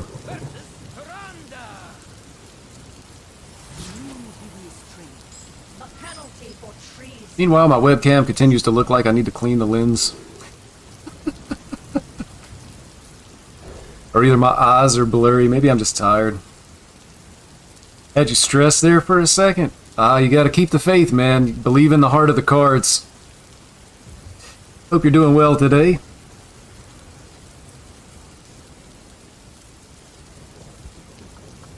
Hey, the face cam! See how that works? You complain about something and it fixes itself. Come on, man. I just realized we're against another Quest Priest. Another 5-head. I'm going to trade Extortion first because I don't want the Cutlass discount to land on the Extortion. Oh, man.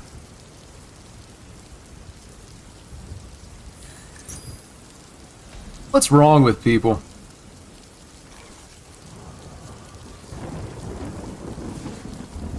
I blame the content creators. This is all Tice's fault. Tice has a huge following, he plays all this Quest Priest, and now everybody wants to be just like him. I'm gonna prep this. Is there any benefit to prepping the Shroud?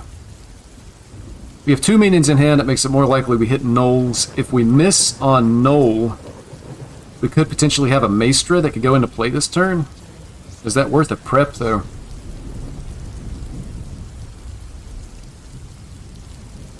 I don't think so. I mean, if we draw a Jackpot, we could potentially prep Jackpot Trickster. The chance of that is probably better than getting a 3-2 in play.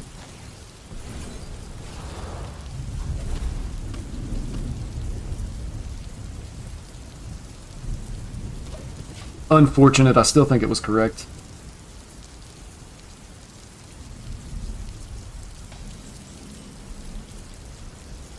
Second prep, now you're just making me look stupid.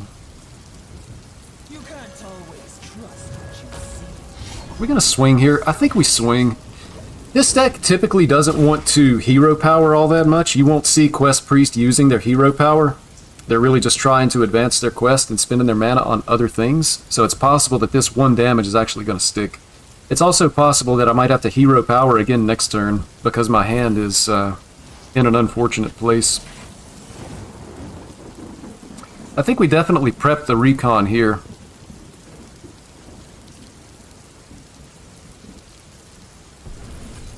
Hoping for some good options.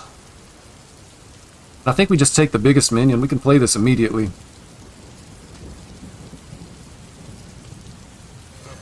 That puts a 6/6 in our contraband stash. And I want to go ahead and definitely swing this turn because potentially, if our opponent plays a minion, we're definitely going to be playing Crab, in which case we're going to be swinging with a 4-attack weapon. So we want to make sure that we have, or that we don't miss that 1 damage. Sometimes there's games where you can actually win or lose based on 1 single damage. If you played very much Hearthstone, I'm sure you've probably been there. This goes to show that every individual decision is important. And this is like a no-brainer Crab turn. We'll be able to push 9 damage face. And I'm actually just going to face tank the 3 here.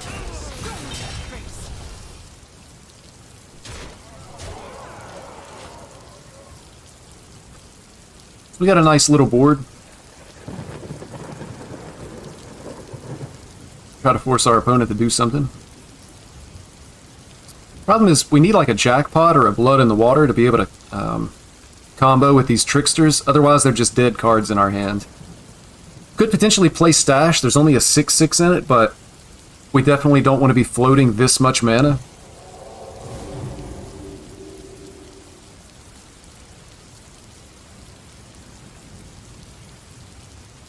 Could be a potential Zarella play here for him. Let's see what side of the bed I walk on.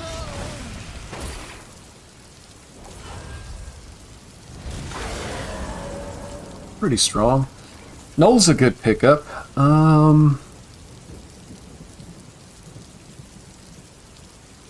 think we just Wicked Stab this to try to protect our 6/1, and then Null and Contraband Stash. It spends our mana, and it gives us the most possible stats on the board. Doesn't feel great, but I kind of think that's what we're down to here.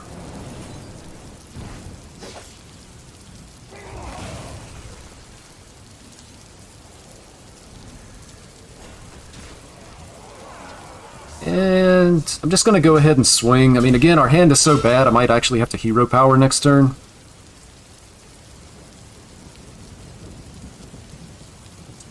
So if I have to Hero Power, swinging this turn allows me to push an extra damage next turn. They snipe my 1 health minion, which isn't good.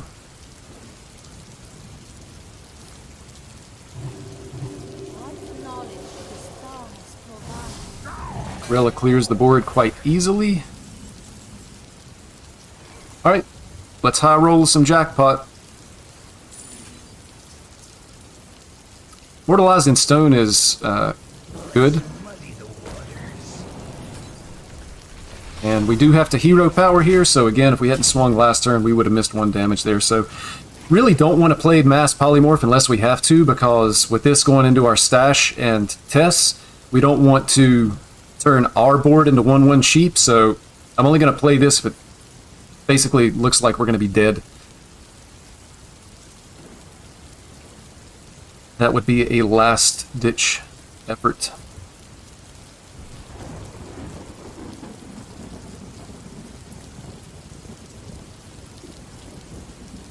Unfortunately, again, we're just kind of back in the same place where we don't have good plays. Could Scabs, but I don't really want this stuff back in my hand.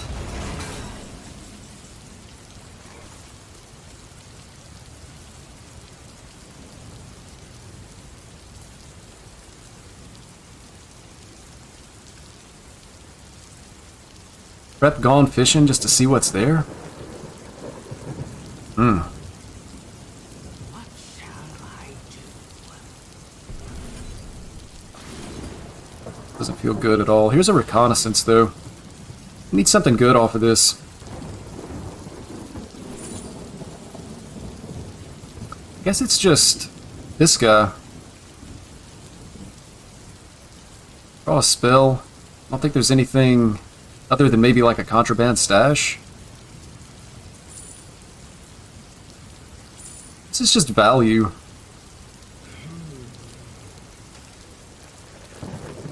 And we're unfortunately kind of in a place where we're going to need some value.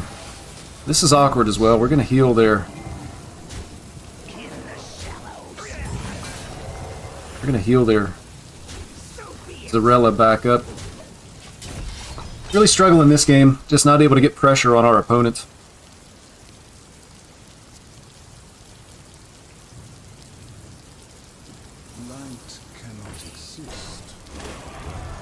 They're continuing to advance their quest, so our opponent this game is actually able to move their quest along faster than our opponent last game, so we're going to have a hard time winning here, I'm afraid.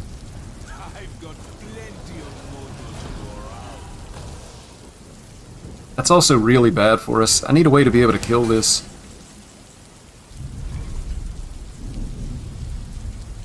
And fortunately, we top-decked a way to be able to kill it. I'm going to play the Trickster with it just to get the 2/2 in play, I think.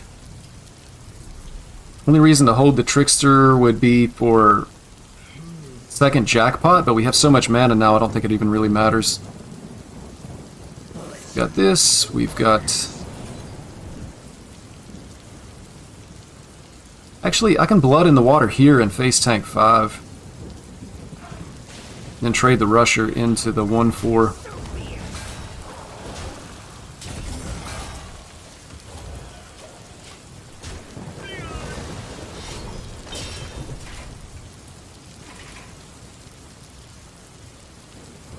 Those same 3 minions multiple times while playing it. Strangely small card pool for Reconnaissance. Do you know why that is? I actually don't. Reconnaissance is Death Rattle cards. As far as I know, when it comes to Discover cards like that, they don't limit the card pool.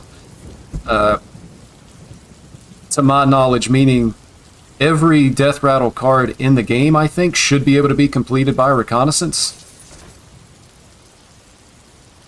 Is this for real? But I think there's just not very many Death Rattle cards in Hearthstone right now. We could actually go to the collection and count.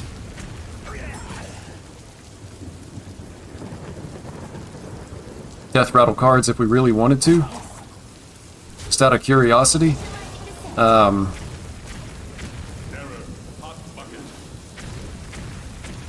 He just cleared our board.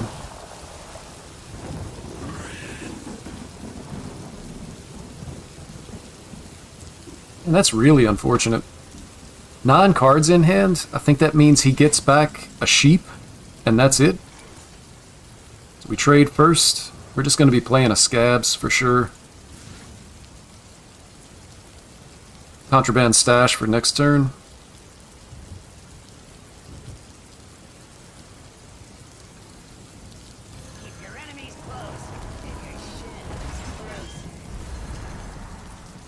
Yeah, so he does get back the sheep. Go ahead and swing here. We do still have 2 weapons in the deck. Nothing that we can actually play with the hero power. But yeah, there's just not a whole lot of Death Rattle cards right now, so I think that's what's doing it. Sometimes I feel like with the cards that discover things, anything that functions similar to Reconnaissance, I feel like maybe they have too much stuff in it.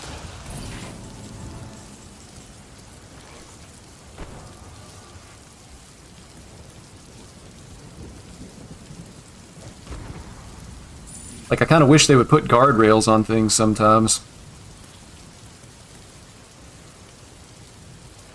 This gives us a 6/6. It draws cards, and it beefs up our Contraband Stash. I think we definitely need to draw cards here.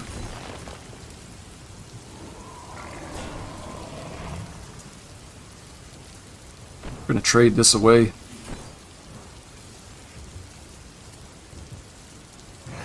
Get the Nolan play. I mean, if we Contraband next turn, we'll be able to get an even bigger taunt in play. We might actually want to, or actually, we'll be able to play Elec Mount, Hero Power Elec Mount, and then Contraband Stash. The problem is with targeted spells, if they have minions on their side, they can potentially, the Elec Mount replayed off of Contraband Stash could hit. I'm just going to make this trade.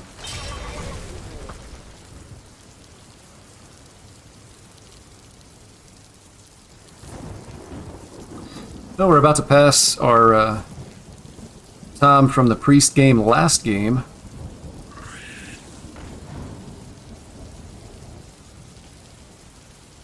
Might have to Tooth of Nefarian that. Hero Power Tooth and then Elec Mount. Save Stash for the following turn. Problem is, once they play that 8 cost and then they play the Zarella, they can potentially find their Shard So we have to figure out how to end this game as quickly as possible. Also, they do still have the 2 silences in the deck, so it's possible that we lose our Elec mount anyway. Definitely can't afford to leave the poison on the board here, though.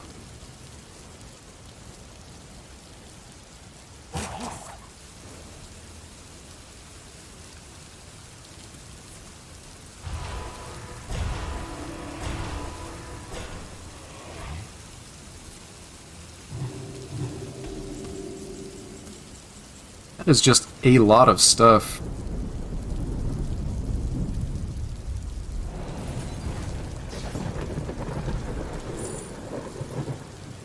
All your 2 lowest cost minions. I think this is considered a spell and not a minion.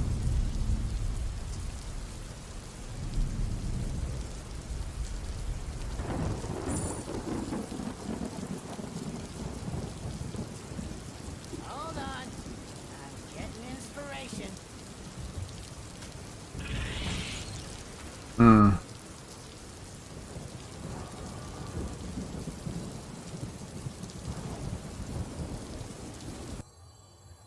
Yeah.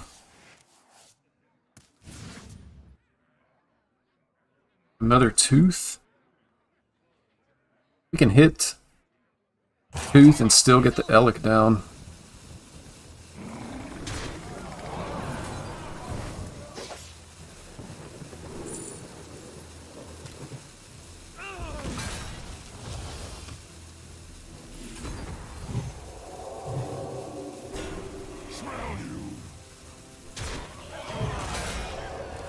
I wanted to make sure that I killed the Light Shower Elemental because it's going to heal anyway, so I don't want him to potentially be able to heal up other minions that are on the board.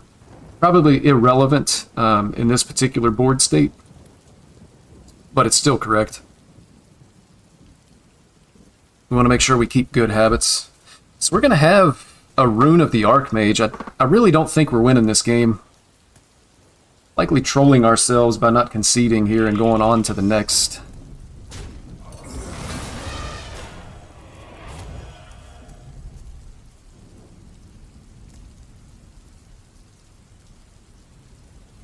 It's likely just Contraband Stash next turn. We've got enough stuff in it. And again, we really just have to kill our opponent because once they complete the quest, we're probably dead in 2 turns. Because they're going to be able to Thrive of Shadows and discover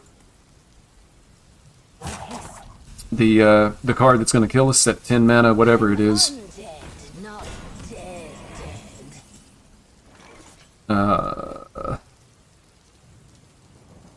I think we Shroud. That gives us Queen Ajara.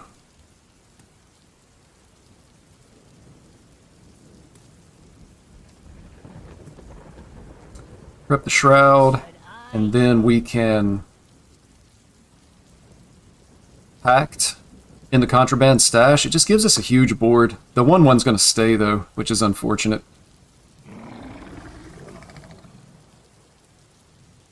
It's also possible that our Elec lands on one of our opponent's minions, which would be really bad. stick to the shadows. Is it Stash or is it Tess? We play Tess, at least it's a 50-50 for the Elec mount to be able to land on our side of the board. Hear that sizzle?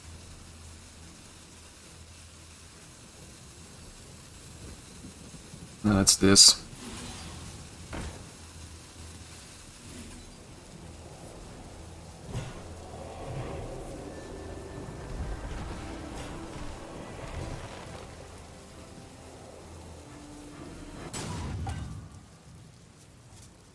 Unfortunate, I roped it out and didn't get the trade.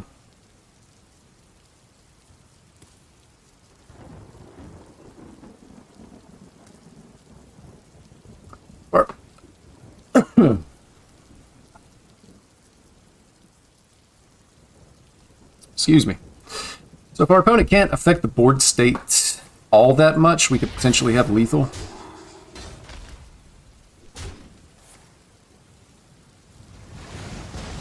That's their quest completed. I wonder if they run 2 copies of Whirlpool. I feel like they probably do.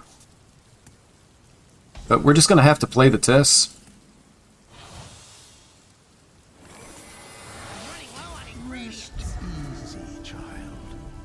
One card left in the deck, and it's a Cutlass, so there's no reason to trade here. It's just tests, and I think we equip this Cutlass and take a swing with it. What should I order? You have no idea what I'm capable of.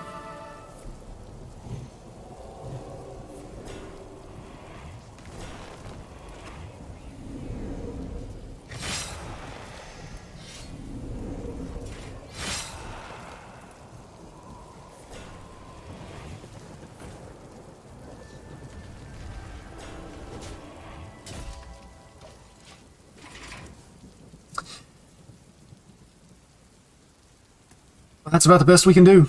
We'll have to see what our opponent has. Second Whirlpool ends the game, and they have it.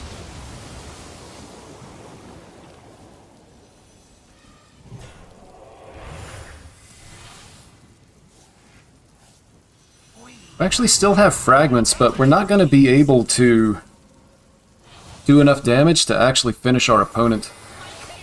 Rest easy, child. You are safe now. Rest easy, child. You are safe now.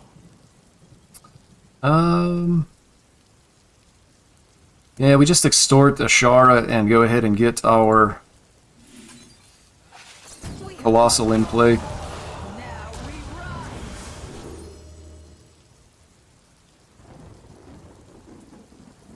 Does Weapon ever do anything? Is it ever better than Colossal?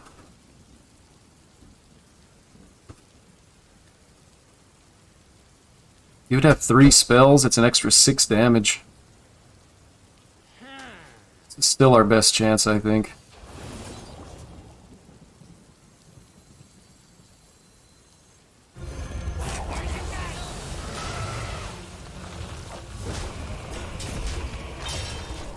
No reason to equip the weapon. They might actually run Viper in this deck, with it being a Quest Priest deck.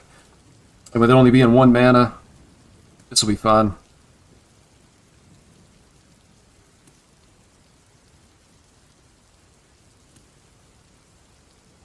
This is going to end up being the 25-minute Priest game.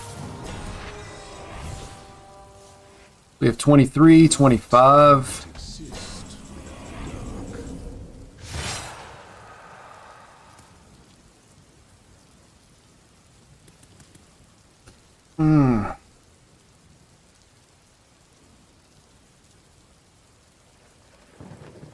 Does this ever give us lethal? I think we have to go for it. And just hope that it doesn't kill us.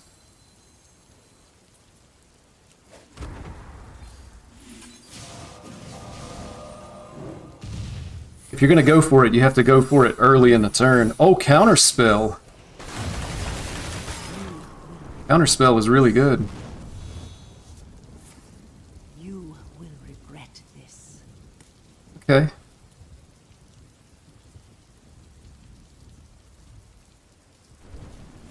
Counterspell is actually really good.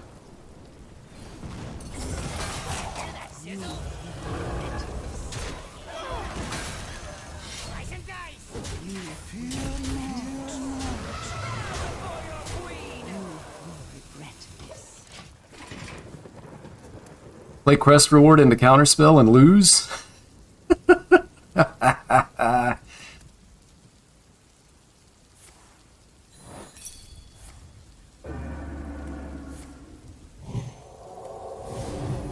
Did we actually win this?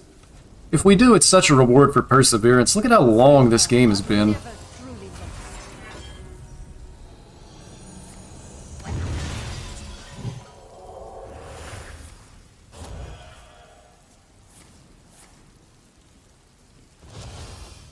Do they heal for another 8, I think?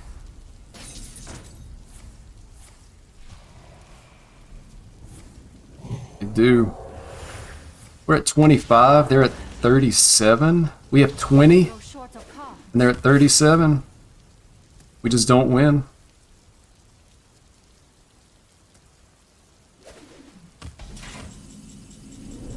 If 26 we have... Yeah, we just lose.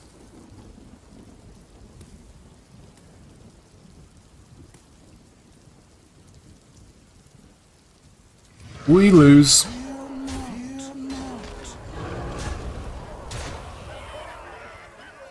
Slice and dice. Critical strike. You disgrace the Naru's wisdom. But we're going to let him play the quest reward. Imagine if that was the purified shard that had just burned. Felt like we deserved to win this just based on perseverance and hanging in there. Unfortunate, man. Hopefully we don't get another quest priest, because that was just a bit miserable.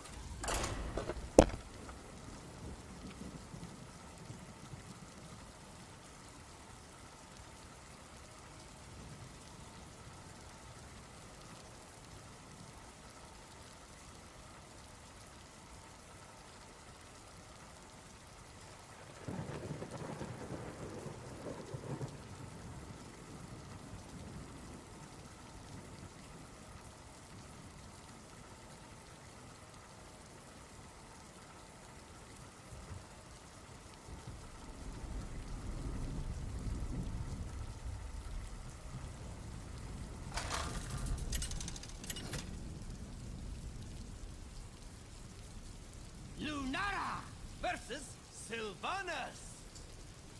The penalty for treason is death. Beware the turning tides.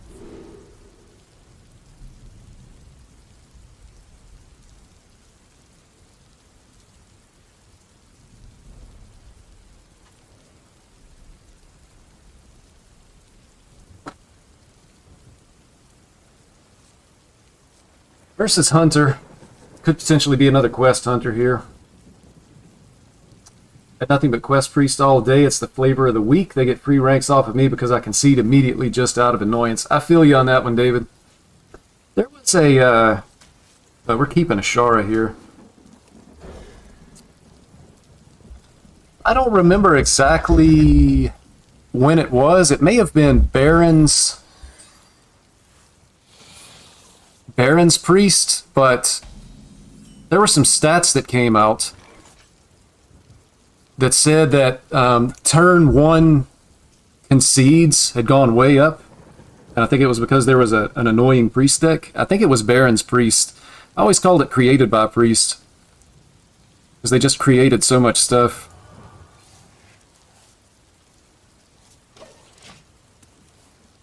I always trade the extortion first because I don't want the mana discount to go on the extortion.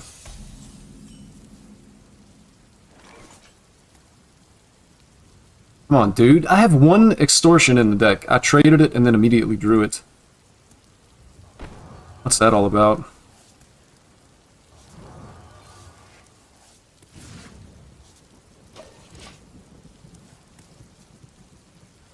Doing nothing but trading, that doesn't necessarily feel good.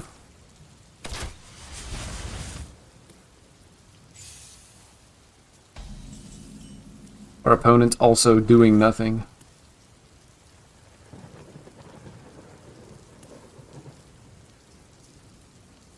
It's unfortunate. Being able to coin Ashara on 4 and the Colossal on 5 is insanely strong, but we're not going to be able to do it. We needed to hit something else. Stuck at D7 and 9 for days because end up conceding my progress away. Yeah, that doesn't feel good either.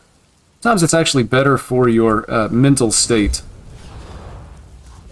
to concede rather than to force yourself to play those games and those matchups that you really don't want to play. I mean, for the most part, it's... I don't think it's going to hurt you all that much to concede those games. I mean, as far as your rank goes. And realistically, I mean, unless you're trying to get like a finish to be able to qualify for a Masters Tour or something, does it really even matter? Like, as far as your rank? I know some people like really associate their rank with like their performance, and it feels bad if you don't have the rank that you know you should be at. But I mean, at the end of the day, it really doesn't make a difference. It's not freezing, not explosive. Could be ice trap. I think I'm just going to throw the coin out, so that way I can trickster and blood in the water. Unclear. And then next turn, gosh, still wouldn't be able to play this. But I think it's better to get the coin bounced back than the blood in the water. Oh, wow, okay. So it's either snake trap or emergency maneuvers. That's crazy, man. That's an interesting choice. So next turn, we just drop the Ashara, and we'll take the horn, and then on turn 6, we're going to be able to get a colossal in play. I wanted to hit legend at least once, just to say I did it. I'm going to hit diamond 1 finally. Last time I went on a losing streak and never got back up there. That's a pretty common thing that happens, man. It happens to everybody, and even like the best players in the world are going to hit losing streaks. If you can hit diamond 1, I mean, you're a legend level player. You just have to haven't yet actually gotten there. It's really just a matter of playing enough games to be able to overcome the variance. So on some level, it does take a certain like time commitment to be able to get there. And not everybody has enough time to be able to do it, but that doesn't, necessarily mean that you can't, I guess is what I'm trying to say. What shall I do? Alright, still just going to get the Ashara down. This is probably an emergency maneuvers, I would think.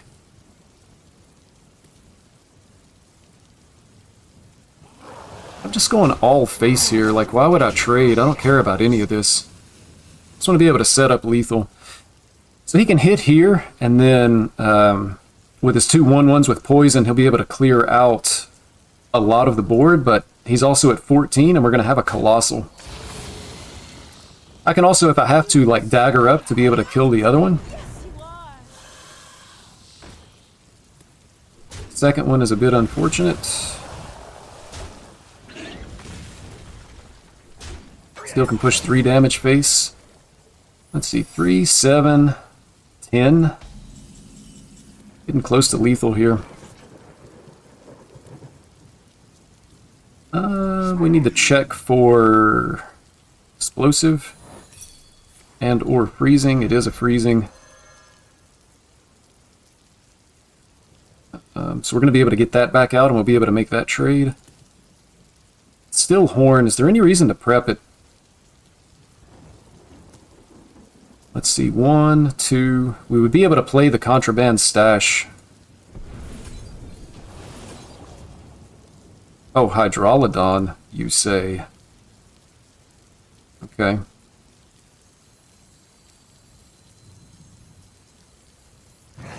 Hydrolodon ends up being, like, crazy here. These won't be able to attack next turn.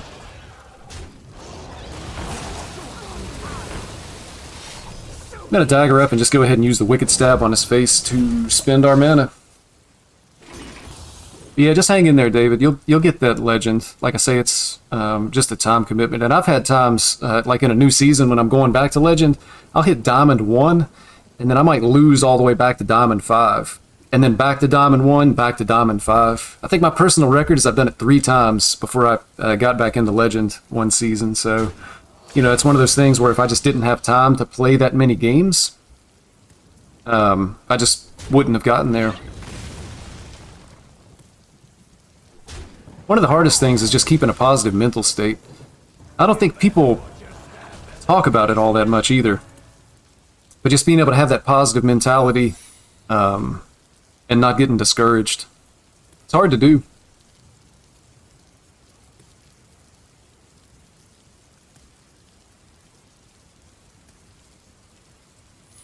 Opponent's at 14.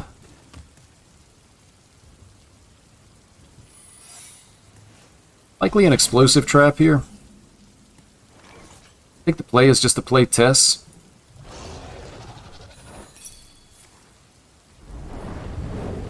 It's fine. Double explosive goes off. I think I saw on Twitter there's some kind of bug with the way Hunter Secrets resolve right now. Like, I don't know if both of those explosives are supposed to go off if there's not a bug. You have no idea what I'm capable of.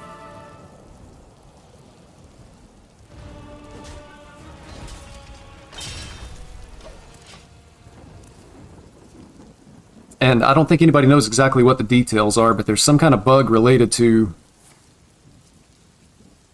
how these resolve. Anything I hit Diamond 1 with Rogue ended up switching because I thought the RNG was finally turning on me, and the consistent classes aren't getting me as far. Yeah, to be honest, man, I think this Rogue is one of the strongest decks in the game right now.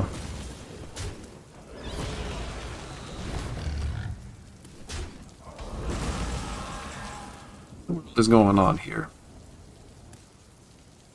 Alright, prep Jackpot, and then probably a Contraband Stash only gets me back a Hydrolodon at this point.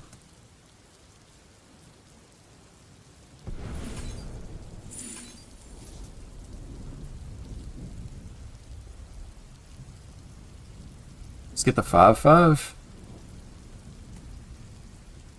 I equip a Cutlass. That seems like silliness. There's a Scabs. That could be good.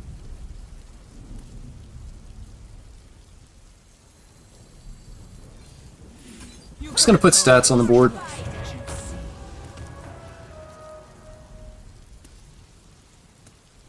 So now we have Hydrolodon and a 5/5 Taunt in the Contraband Stash.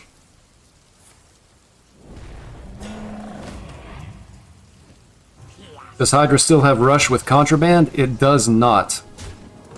So we get the Hydrolodon, and we get the 2 3/1s, but the 3/1s don't have Rush. Yep, and that's correct. Gigafin does not eat.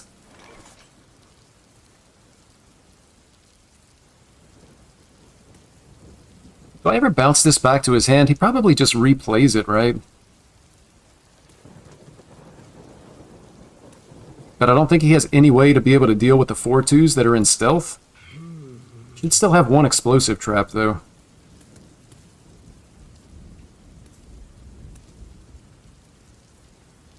But I mean, I can go Scabs, Hero Power, Contraband Stash. How does he deal with that? He's already used both Revive Pets. I think that's got to be the play. Keep your enemies close, and your shit is closer. If he has... If there's an Ice Trap in play... That's bad for me, though. Hear that sizzle?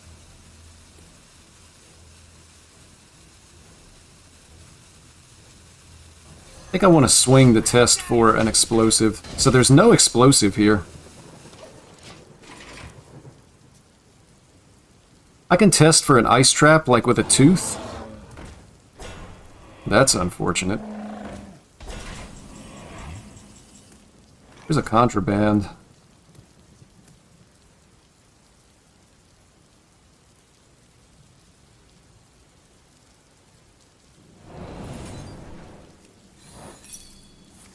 Alright, there's the Ice Trap.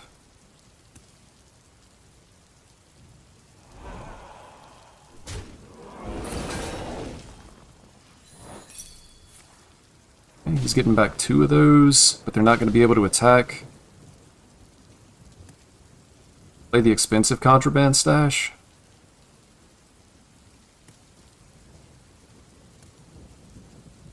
Or Force of Nature and play the cheap Contraband.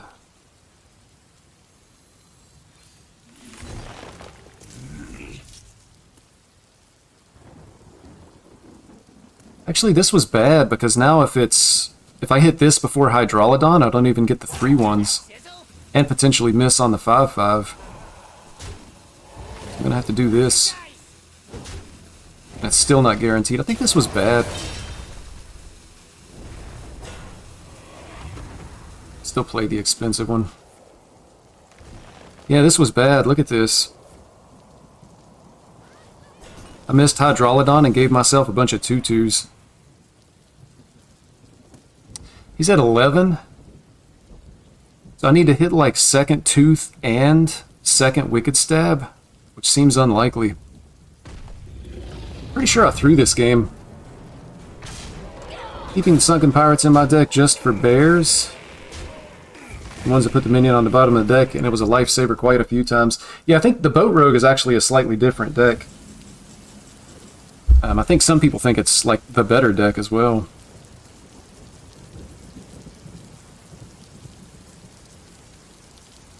What do I need? Krakatoa?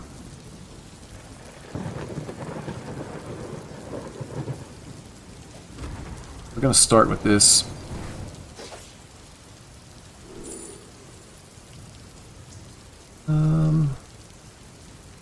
Chaos Leech.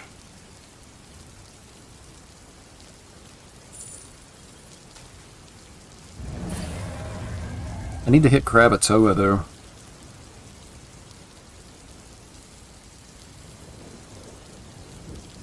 Stick to the shadow. Right, we hit Crab.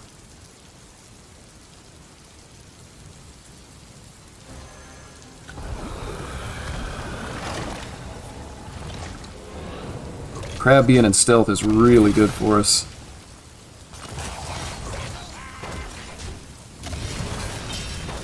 Slice and dice.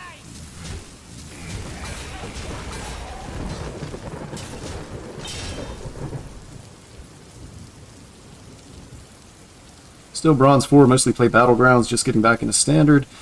Use this deck in Monrogue. Yeah, I've played a lot of Monrogue too, man. Monrogue is fun, it's just not consistent.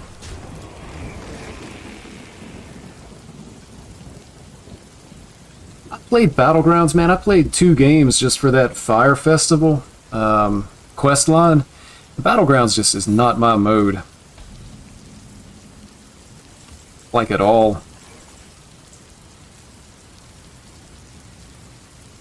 Just feels like it ends up being really boring in my opinion.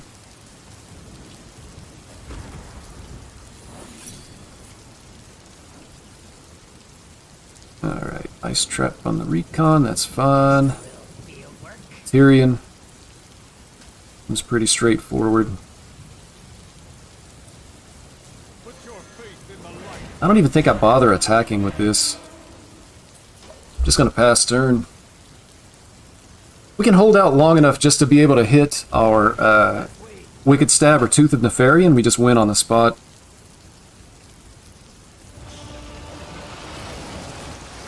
Hydrolodon for our opponent. Yeah, I messed up when I played the Treants, because I have so many good things that I may not be able to summon back on the board because I have 3 Treants in my contraband stash. So bad.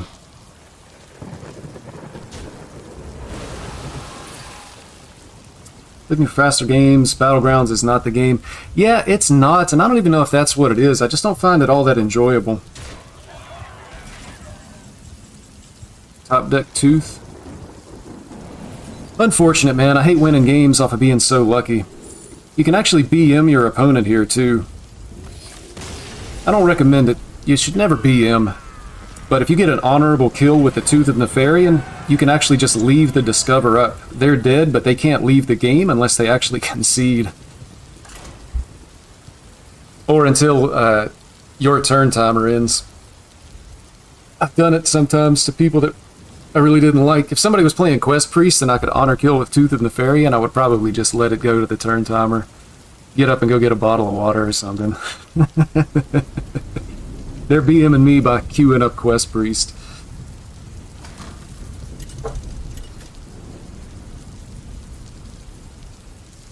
Arana versus Kabul.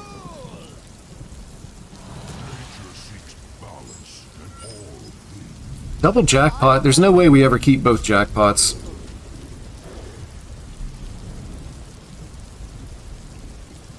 Tradable on turn 1 is good. We'll jackpot turn 2, so tradable and jackpot is going to mean free nulls unless we hit exactly what Queen Ashara is the only neutral in the deck.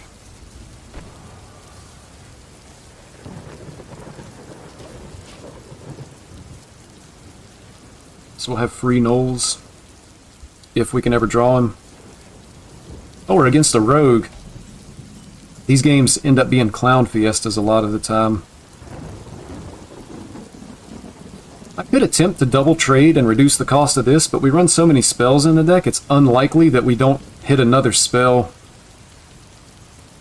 So there's no guarantee we'd be able to jackpot this turn, so I'm just going to go ahead and get the jackpot down.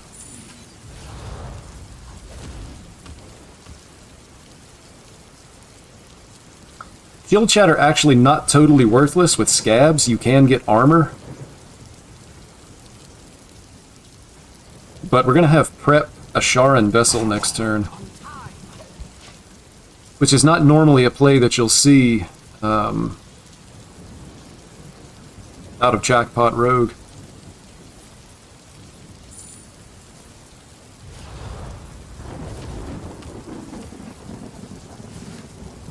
It's definitely just prep Vessel. I wish we had a Gone Fishing. Being able to put 12 power on the board is just insane.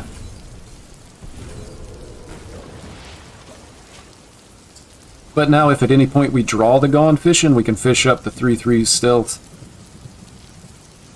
I feel like the mirror match a lot of time comes down to just who discovers the better stuff.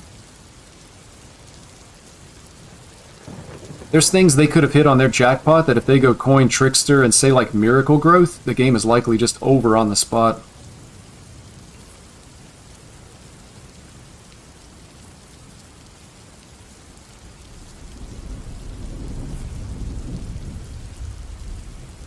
Look, our opponent is still doing nothing, which is good news for us. It's just going to be trading. Trying to find something to do.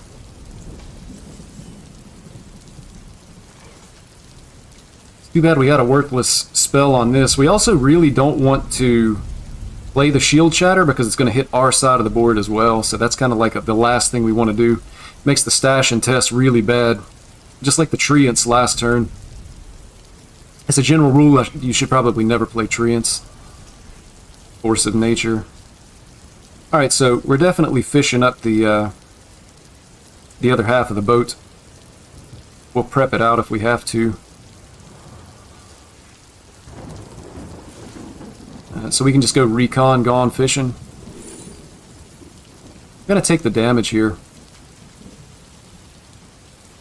Can actually like prep out the Gone Fishing and put this down.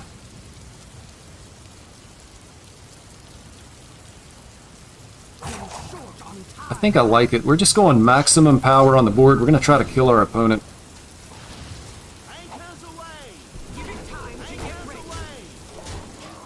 We hit a jackpot here. Unfortunately, both preps are gone, so next turn could just be like jackpot hero power, but then we'll have the Trickster for hopefully something really good the following turn.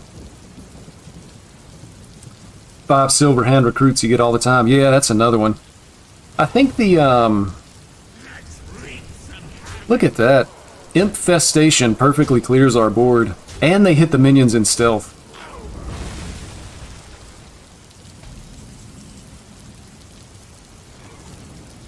Noel is a good pickup. Fortitude is okay. Sigil of Reckoning is worthless. Yeah, the Hunter card that summons, what, 5 1/1 rats, and any that can't be summoned go back in your hand as a 1-mana 5/5. I think that one's pretty good. Because you can usually manipulate it so that you can play out 1-mana 5/5s, which again is just a lot of stats on the board, and that's how this deck wins games. That's really unfortunate that our opponent was able to pick up that Infestation. It was so good against the stuff that we discovered.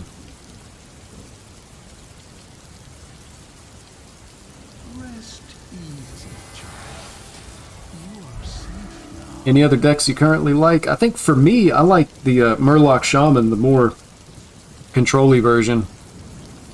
Not the straight aggro version. Again, unfortunate. We're just going to have a hard time getting there this game.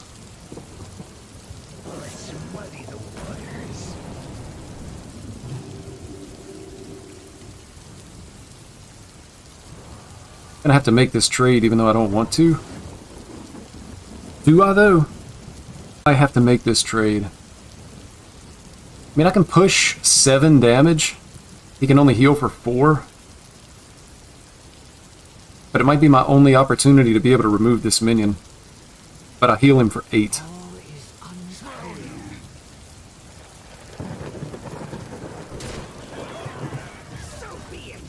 I'm not trading.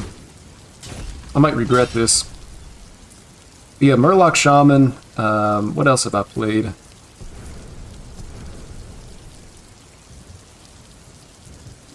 Big Spell Mage isn't bad, but it's kind of boring also. I'm looking forward to the new cards. Have you guys been keeping up with the card reveals? It's been some pretty interesting stuff. They revealed the Rogue location today, and it looks insane. I think it's the best card revealed so far. Is he going to be able to remove this and heal?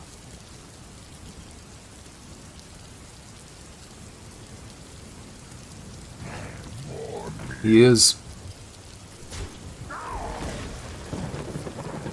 Oh wow, he doesn't even have to break the Divine Shield. Yeah, I think we just lost.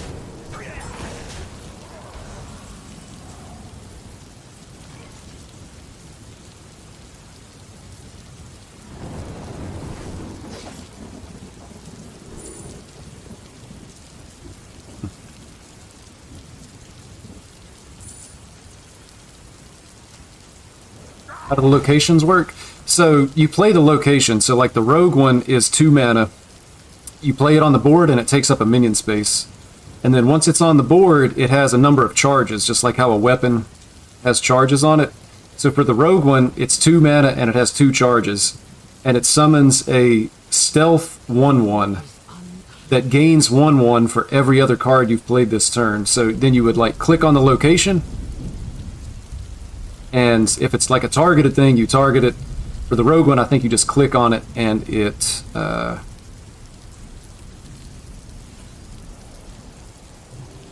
okay. You just click on it and you can use it, but you don't have to use it. You can just play it on the board and then save it for as many turns as you wanted to. And then once it's used, like say you use it on turn 3, there's a 1-turn cooldown, so you can use it turn 3. Turn 4, it's on cooldown. You can use it again on turn 5.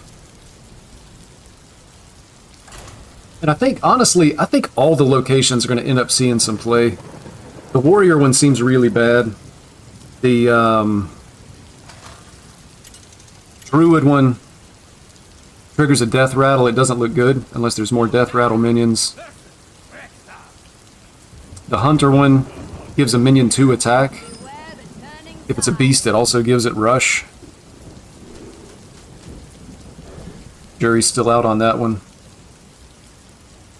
To pop up a minion like Edwin, yes, and it's in stealth. That's why I think it's so strong. So like, there's going to be, you know, other cards and there's going to be new decks, but if you just put that rogue location into like Boat Rogue now, you play location on turn 2. On turn 3, you can play like Prep, Asharan Vessel, and then use your location to summon an additional 3/3 in stealth. And like there will be games where you're summoning like 4/4s and 5/5s in stealth. I just think it's going to be really, really good.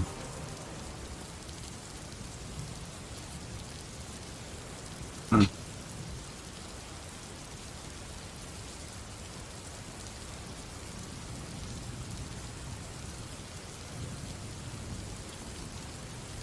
want to be able to coin Ashara on 4. Feels like that's how we're going to win this.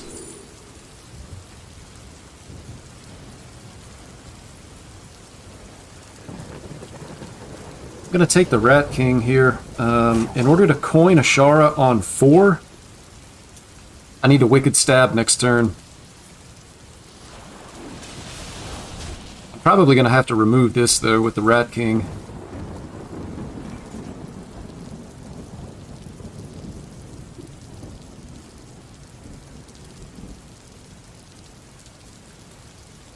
I could Wicked Stab, this still stays up, and then I coin this. It's not good enough. Just gonna get the Rat King down.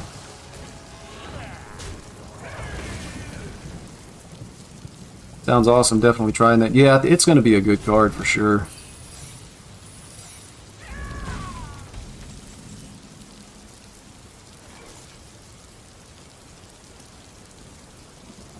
Check for Ice Trap.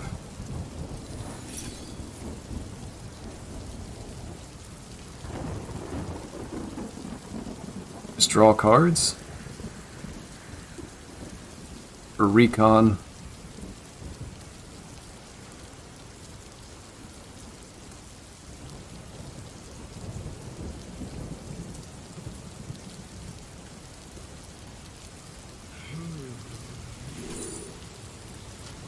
Yeah. This is good. Cookie's going to give us a little bit of healing here, which we're going to need to hopefully not die too quickly in this matchup.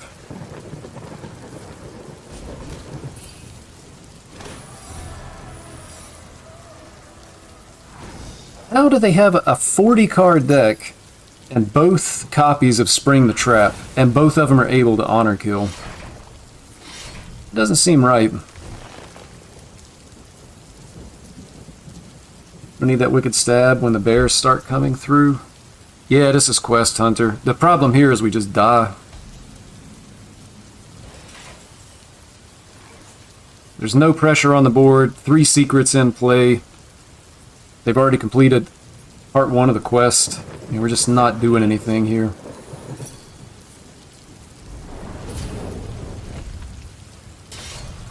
And if they have second Ice Trap in play, we're not even going to be able to get the Ashara down this turn. Second Ice Trap.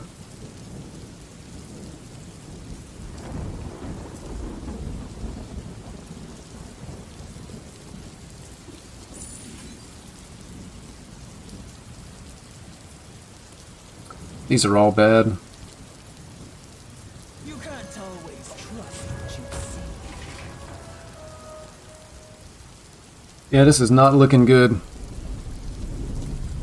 This is the 3rd time I've played this matchup today, and every time it's just felt like a guaranteed loss. We win by putting minions on the board, they win by dealing damage, which is basically removing our minions. So we just have no pressure, they start at 40 health, they complete the quest and then kill us. And we continue to take damage the entire time as well. Secret Pageant looks annoying. Haven't been running into it. Yeah, this is the 3rd time I've faced it tonight. 2 Quest Priests, 3 of these.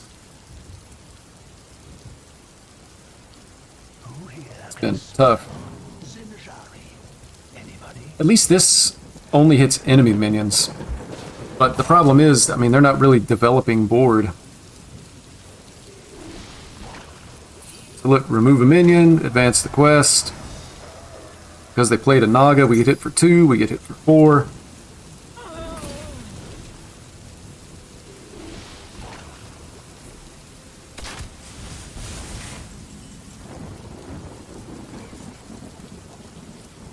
So this is active, but is it just better to crab?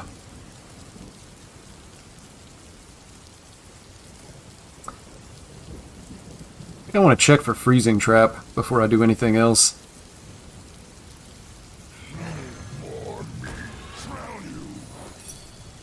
Right, there's the Freezing Trap, so I'm just going to get the crab down here.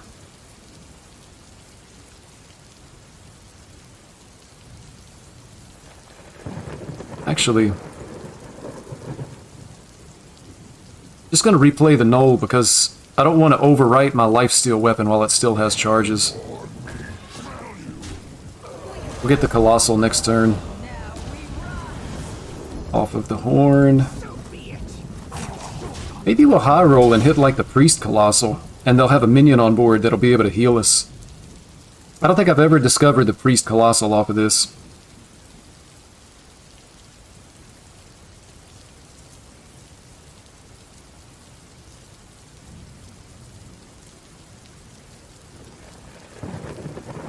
I mean, it almost feels like it doesn't matter what we discover, I just don't think we're winning this matchup.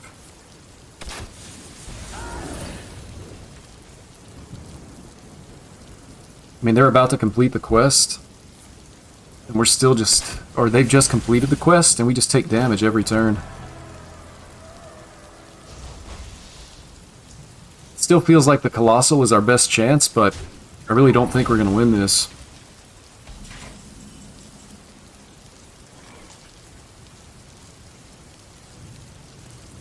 Yep. Good luck. Please no Ozamat. Come on, man. Do I deserve that? Maybe I deserve that.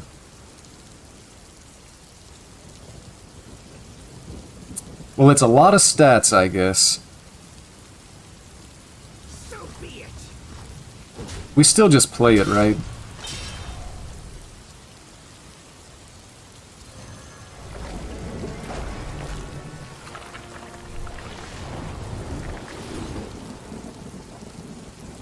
Alright, well we're gonna hope that maybe Jackpot saves the day somehow. Doesn't look like it.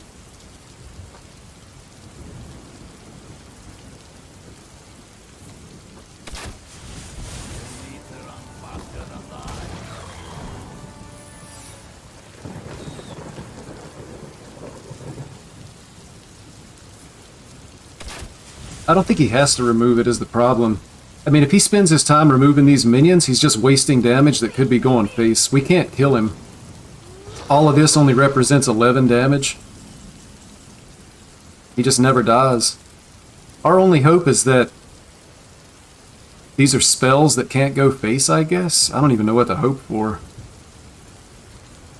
That's free. Does alignment ever do anything? I mean, it limits the amount of damage that we take. So if we hit here, this has to be removed.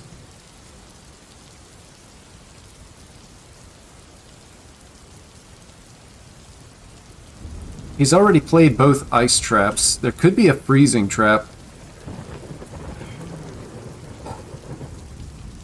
Still don't think we kill him, even if we use Celestial Alignment. We just don't have enough damage on the board. Maybe we wait one turn and then align. Still don't think we ever get there.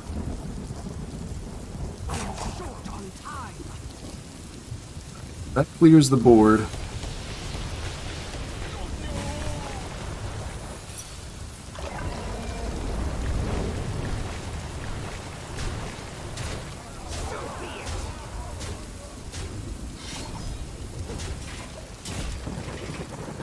If we don't die this turn, we can align. And then he can play one spell and one ping. But we might actually just die here. Or we could be so close to dead that one spell, one ping actually does it. But if we can push 12... he should still have piercing shots, though. There is potentially a narrow path to victory here, but it's unlikely.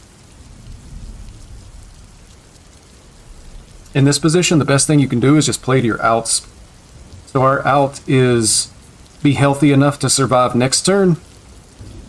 Next turn we Celestial Alignment and push our 12 damage face, and then hope that they can't kill us the turn after that. And then we have like a little bit of damage that we can push. It's our only hope. Our opponent spent their entire turn on their Discover.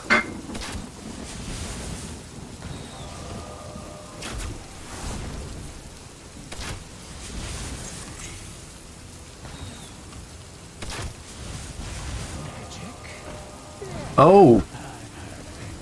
This is enough. This might actually be just enough. I have to remove this. That's an issue.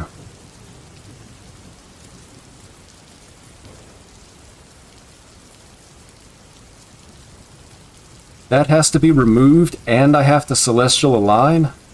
What shall I do?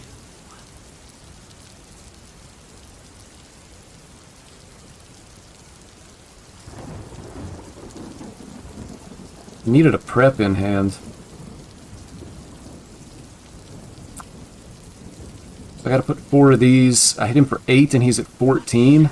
And then I have 7, 11. Let's see, 12.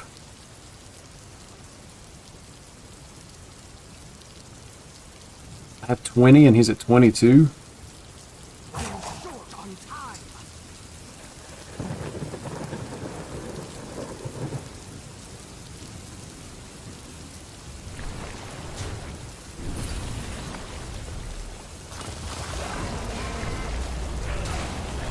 We're just dead. It was close. If I had a prep in hand, I would have actually been able to kill him.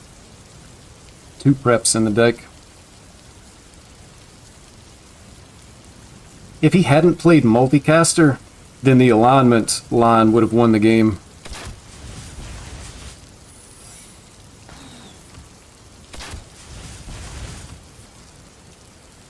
But because he had the multicaster on the board, it had to be removed. There was no way we were going to be able to take 3 plus the hero power. He would have had some kind of direct damage.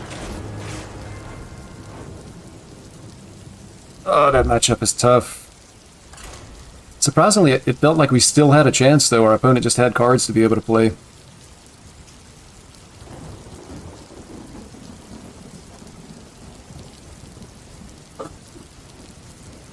We're going the wrong way.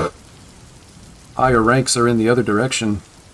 Or lower ranks, better ranks.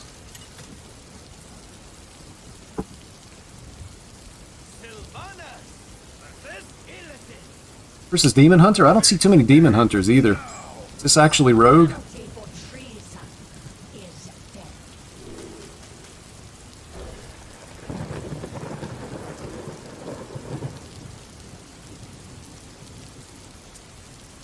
Not a great hand.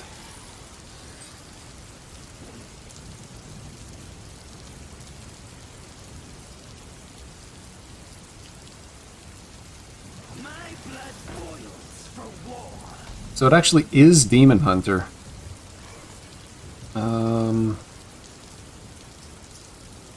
We just pass turn here.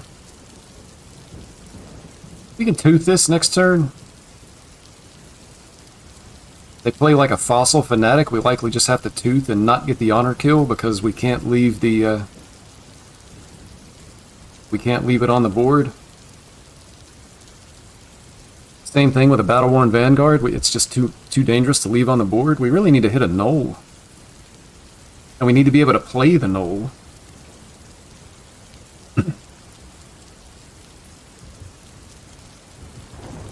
Prep is an insane top deck. We could go like coin this. Prep Tooth. There's a Knoll, but it costs 3. We tooth here, it goes down to 2.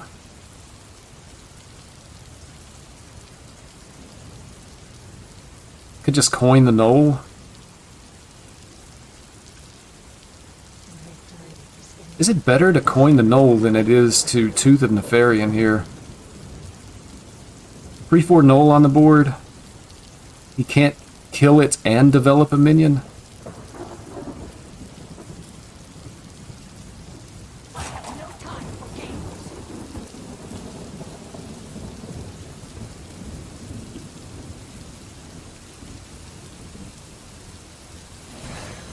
I actually think this is the play.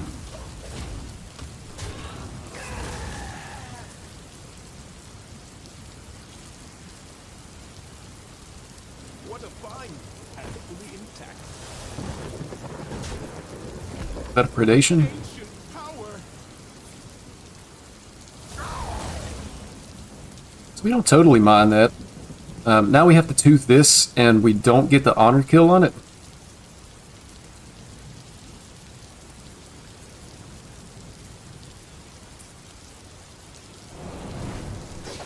It was better the other way.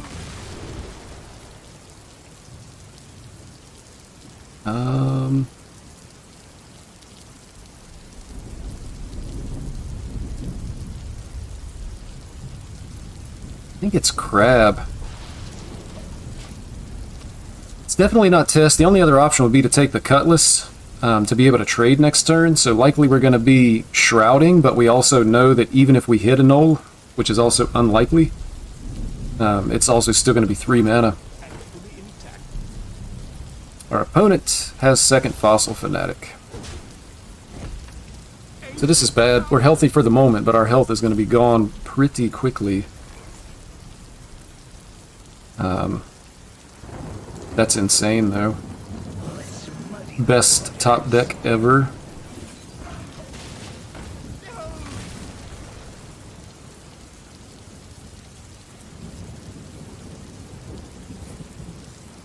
Oh no, our opponent's drawing cards. I wonder if they're going to try to set up like a really big Lady Setheno turn to kill us.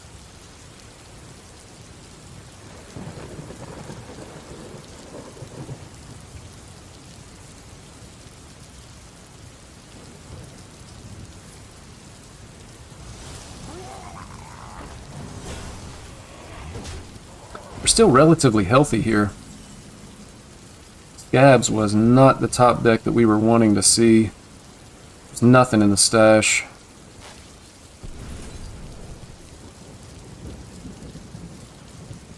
And we hit a null that we can't actually play.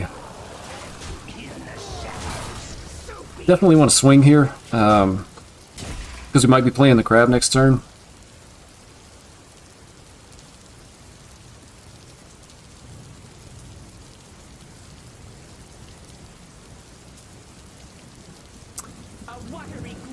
So here's the Setheno. We're going to be able to clear it with crab. So we are taking some damage, but the fact that we get the Setheno out of their hand is really good for us.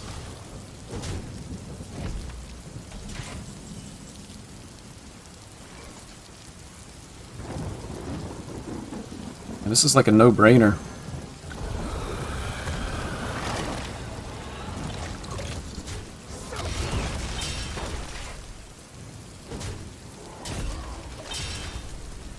The problem with our hand is we have Contraband Stash and we have tests that have nothing in them.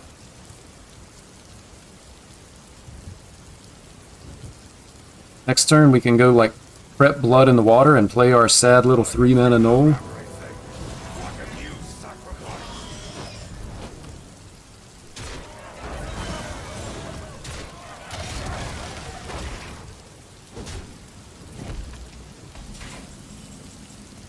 Here's a jackpot. I feel like it's still prep Blood in the Water and get the null down though.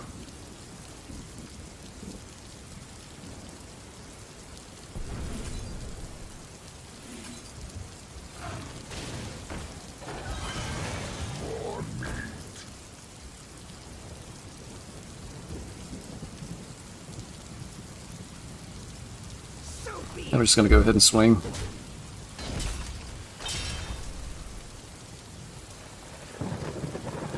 I guess the biggest concern now is going to be whether or not they draw Jace. We need to stay as wide on the board as we possibly can. They're also drawing a lot of cards this game, which makes it much more likely they're going to hit Jace. His prison, and I the jailer. We just took 10 damage.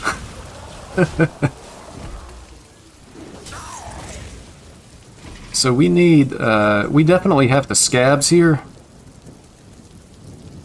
And even then we still don't have a way to be able to win. That's only going to give us 8 damage and they would have 7 left.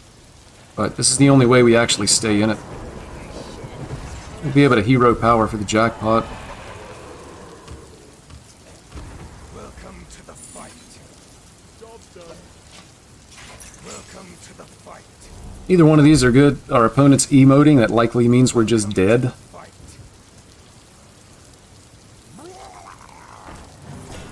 It's flames. Yep, we died.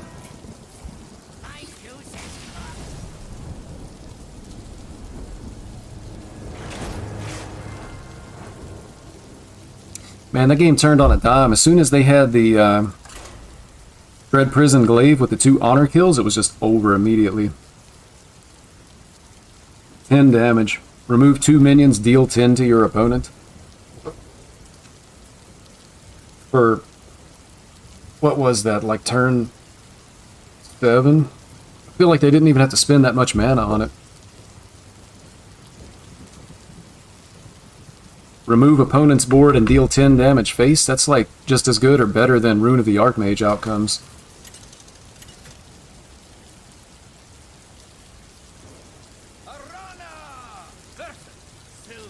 Another hunter. Feels like the meta has definitely changed. I alone will shield my people. I don't think we can keep both. You never keep both, right? So we have no way to discount them.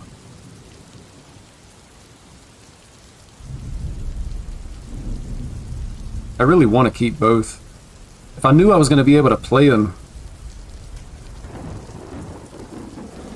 I would keep them. Like if we had a jackpot in hand, I would probably keep both, but you just can't. Let it burn. It's another quest. But like I was saying, it feels like the meta's just totally changed now, and with all of these quest hunters, this rogue deck may just not be in a good spot.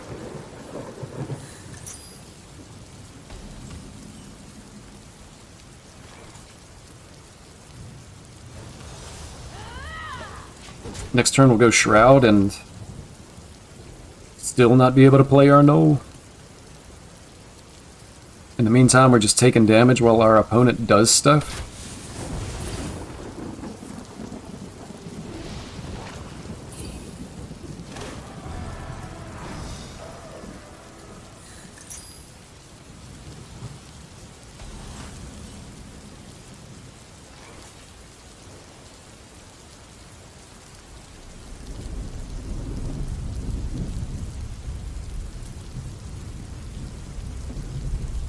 Yeah. Alright, so next turn we'll have Maestra double Knoll, so that's going to be a pretty good turn for us. We can actually jackpot this turn and still play Maestra double Knoll. Quest Hunter everywhere a few months ago, then disappeared. Suddenly it's back. Yeah, it's back. I cry every time. So Garden's Grace is only going to be good with Trickster. Proving Grounds is a trash draw. You can't always trust what you see.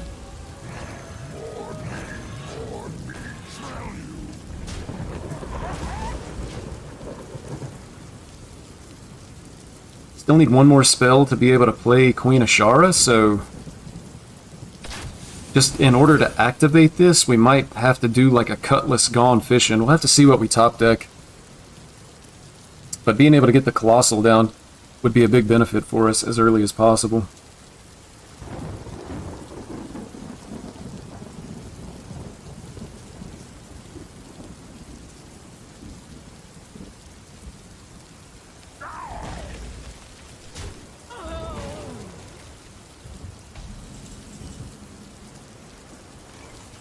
Tooth? There's no honor kill to be had with Tooth. Prevents me from having to face tank with this, and would still allow us to fish.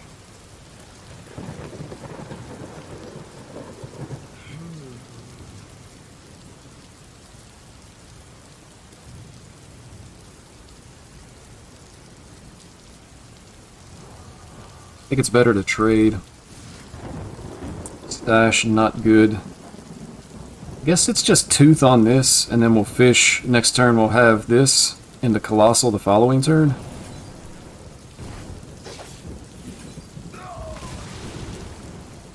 Both Tricksters on the bottom. But we're going to take a Trickster here, so Trickster Garden's Grace to turn this into... Oh, this is unfortunate. man, it's a perfect setup for him too. So we don't have to worry about dying from hero power damage. It's just they're going to be the minions on board.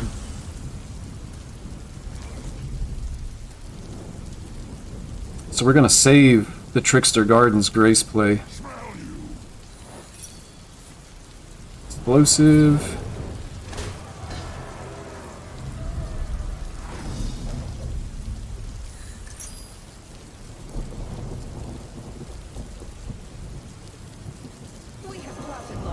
Need a way to be able to test for Ice Trap. That's another issue. Could be emergency maneuvers, like if they play the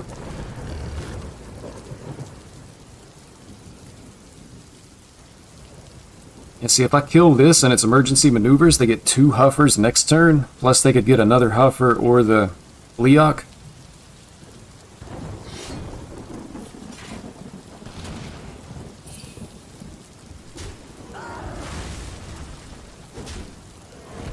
Starts to feel like it's just Ice Trap.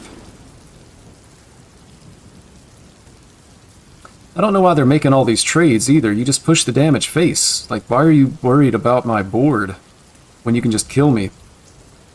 I feel like that's definitely a misplay on the part of my opponent, but we're just so...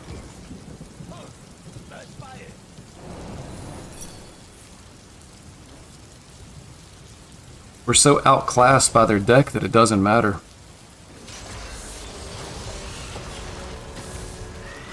This is pretty good, and that's in our stash now.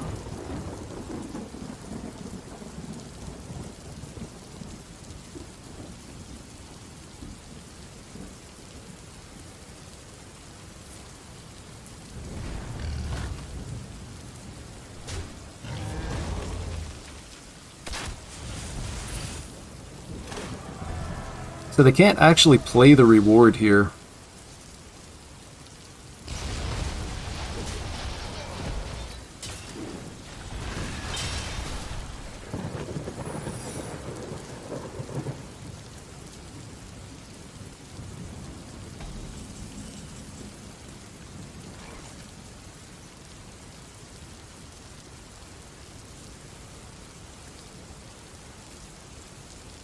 Ooh. Trickster Gardens Grace? It's probably better to just play the Tess here, right? There's a freezing trap. Has to just be better to play the Tess. It's so much stuff on the board. And then next turn we also have Contraband Stash. So we can go Trickster Gardens Grace and Contraband Stash. Huffer every time. See, if our opponent had been going face, I think they would have killed us by now.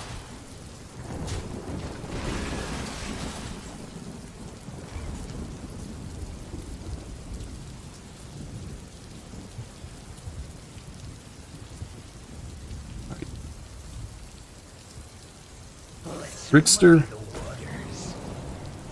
Gardens Grace on this guy. I have to make this trade first, because I can't let this get the Divine Shield.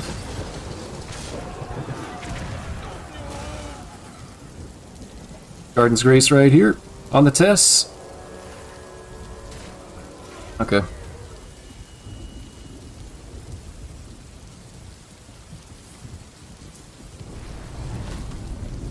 Let's see. How different is the meta in Legend ranks versus Diamond? I think Diamond does a lot of aggro, people just trying to get the Legend. But everybody's kind of in their own pocket. So I don't know that there's any... Every person's experience is going to be different. So that's kind of tough to answer. Ran this a few times, filled their board every turn with free hero powers. Won, but it was stressful. Yeah, but I feel like this is a less deadly version than than just being able to do 2 damage face with every spell.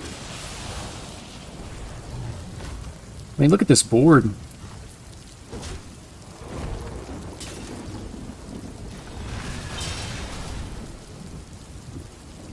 Thing is, I can like Wicked Stab this, and then I've got Contraband Stash to be able to summon more stuff. Pretty sure I can just kill him here. Doesn't Trickster still work with Ice Trap? You play Trickster and they Ice Trap your 0-cost spell, and then it comes back into your hand at full price +2, is my understanding.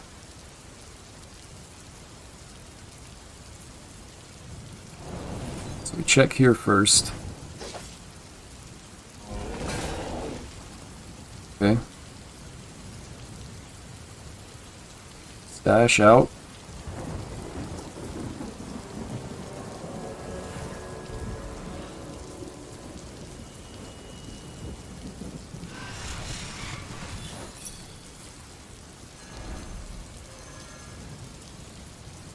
All right.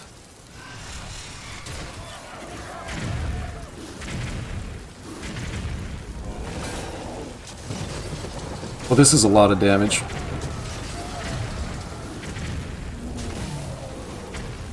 Yeah, I'm pretty sure that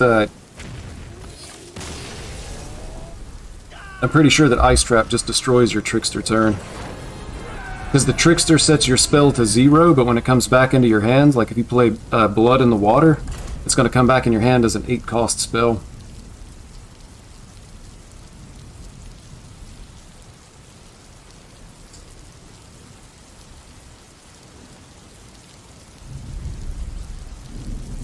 So we finally managed to beat the Quest Hunter with the Rogue deck here.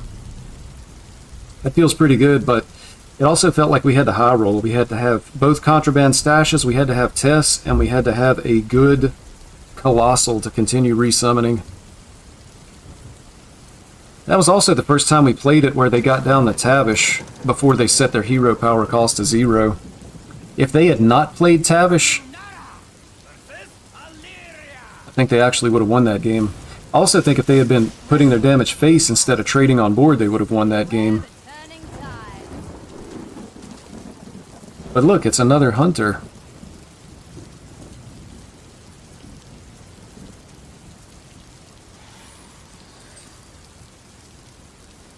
And it looks like Quest, or at least it could be because they kept this card.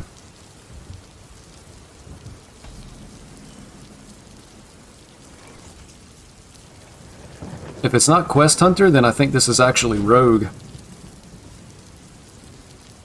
So we'll go Jackpot on 2. Wow. Actually can't do anything about this.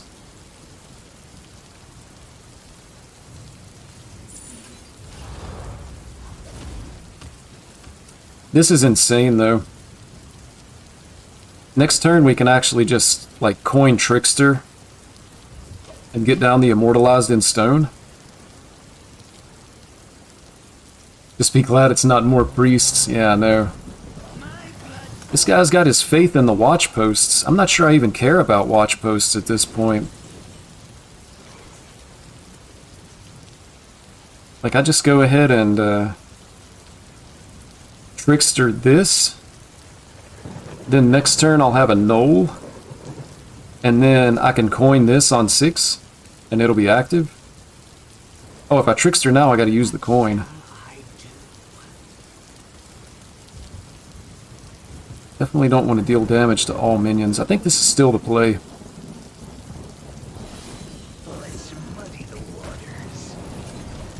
It's just so much stats on board. He can't hit me in the face now. I've got power to be able to remove this. These are going to be increasing the mana cost of my cards, but we're almost at a point where that's irrelevant. And I'll be able to remove at least one the following turn.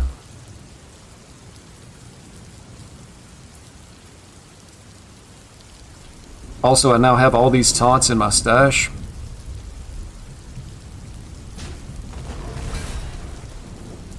I guess this is Big Beast Hunter at 30 health.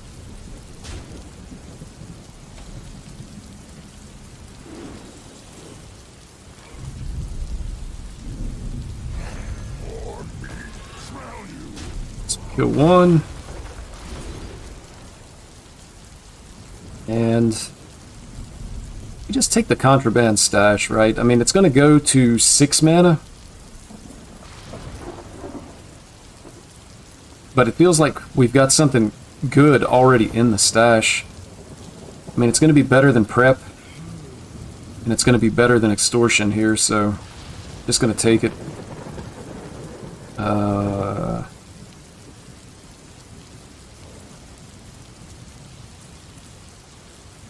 I think we're actually going to trade here. We're going to try to keep our 4-8 safe. 2 value trades. I hate trading, faces the place. Does Big Hunter usually run watch posts? Seems weird. Yeah, it could be somebody that's just teched in watch posts.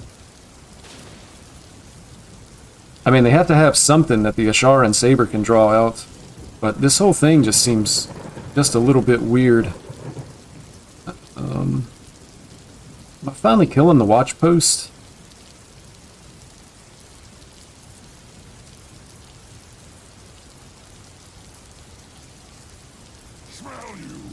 We're finally killing the watch post.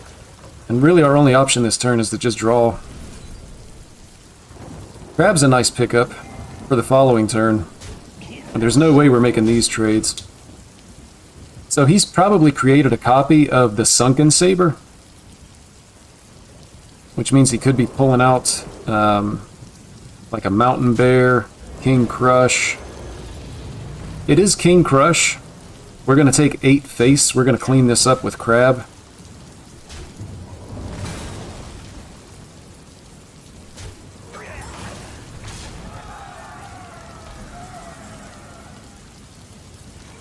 It's just a super clean Crab turn here.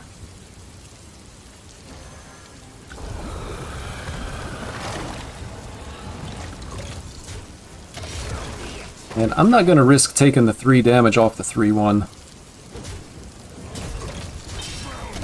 I could have face tanked that, potentially, but I'm just going to try to stay as healthy as I can.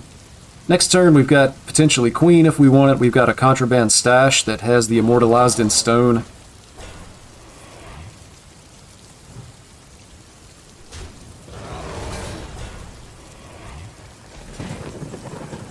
We've got Blood in the Water to clear the board. Let's probably just go ahead and get our Colossal.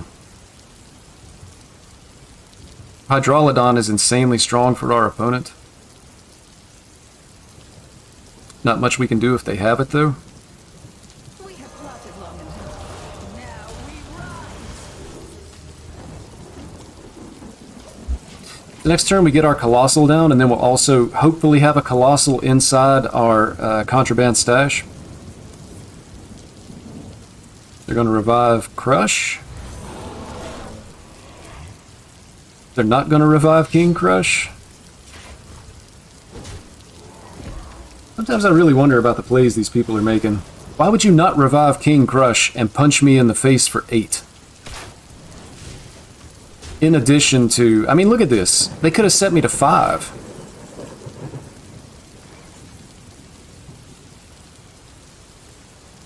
Is it even still Horn of the Ancient? We're dying very quickly here.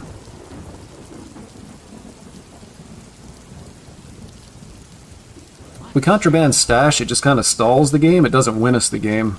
We're going to have to hit something with this.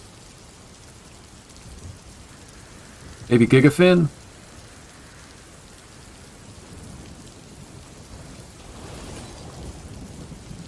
Leviathan's pretty good.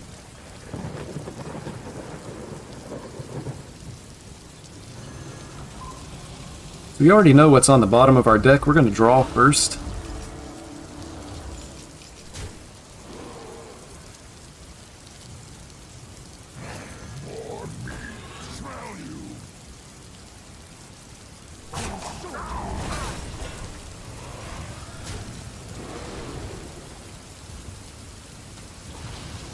Take the tests. We're just going to get some more stats in play, I think. You can't always trust what you see. We're just dead the second revive pet for King Crush. It's not guaranteed now, though, because we've been able to kill so many beasts.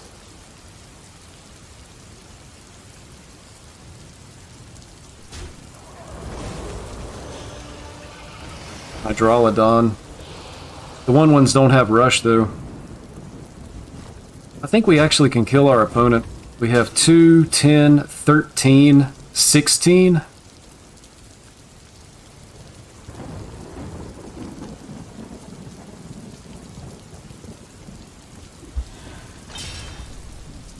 We have the damage. We're going to resummon. Ooh.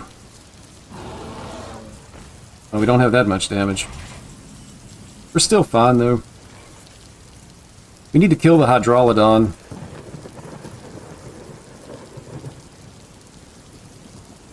How do we do it?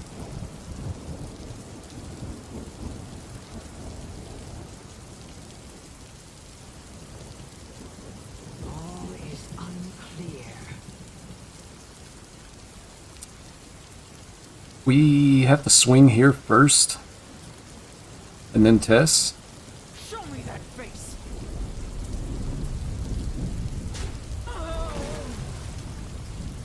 So we're in a tooth. For the honor kill here.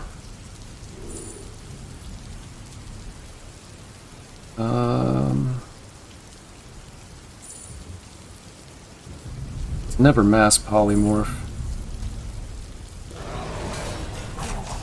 Alright, the pest is coming down. This is going to give us... Yep. Plus another Leviathan. Card. Dredge for extortion. We're going to dredge the one we really want, which is Contraband Stash. So next turn, if they're able to clear this, we just Contraband Stash again. Another Mountain Bear, a bit unfortunate. I don't think they're going to have direct damage in this deck, though. So we just have to get through 14 points of taunt.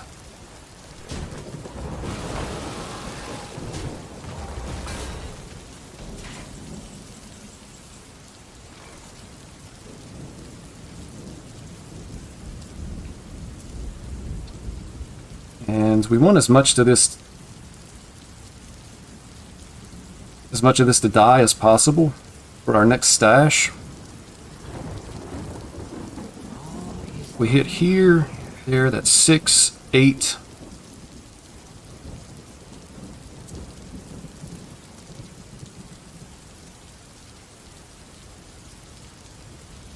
It's 12, 14. Blood in the water.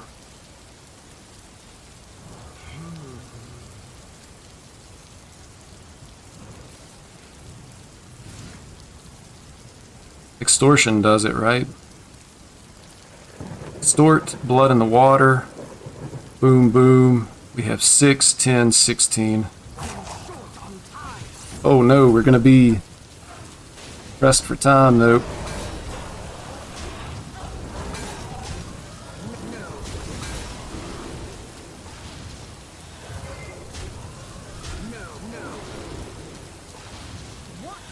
Ooh. And almost roped out. Boomer. 800 usually when I watch posts. We already talked about that. Didn't he have more than 3 beasts in the revive pool? I don't think he had more than 3 beasts when he revived the mountain bear the very first time. For a second revive pet, he would have had like mountain bear, several cubs, plus the crush. It's probably worth going back to take a look at though, but I got the feeling our opponent misplayed there. We should have just been dead.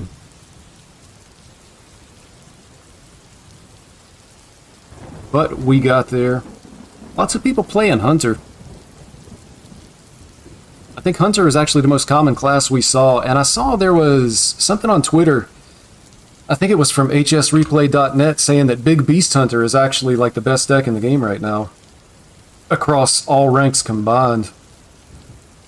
I don't see very many people playing it at these ranks, though. It's actually been more Quest Hunter than anything else.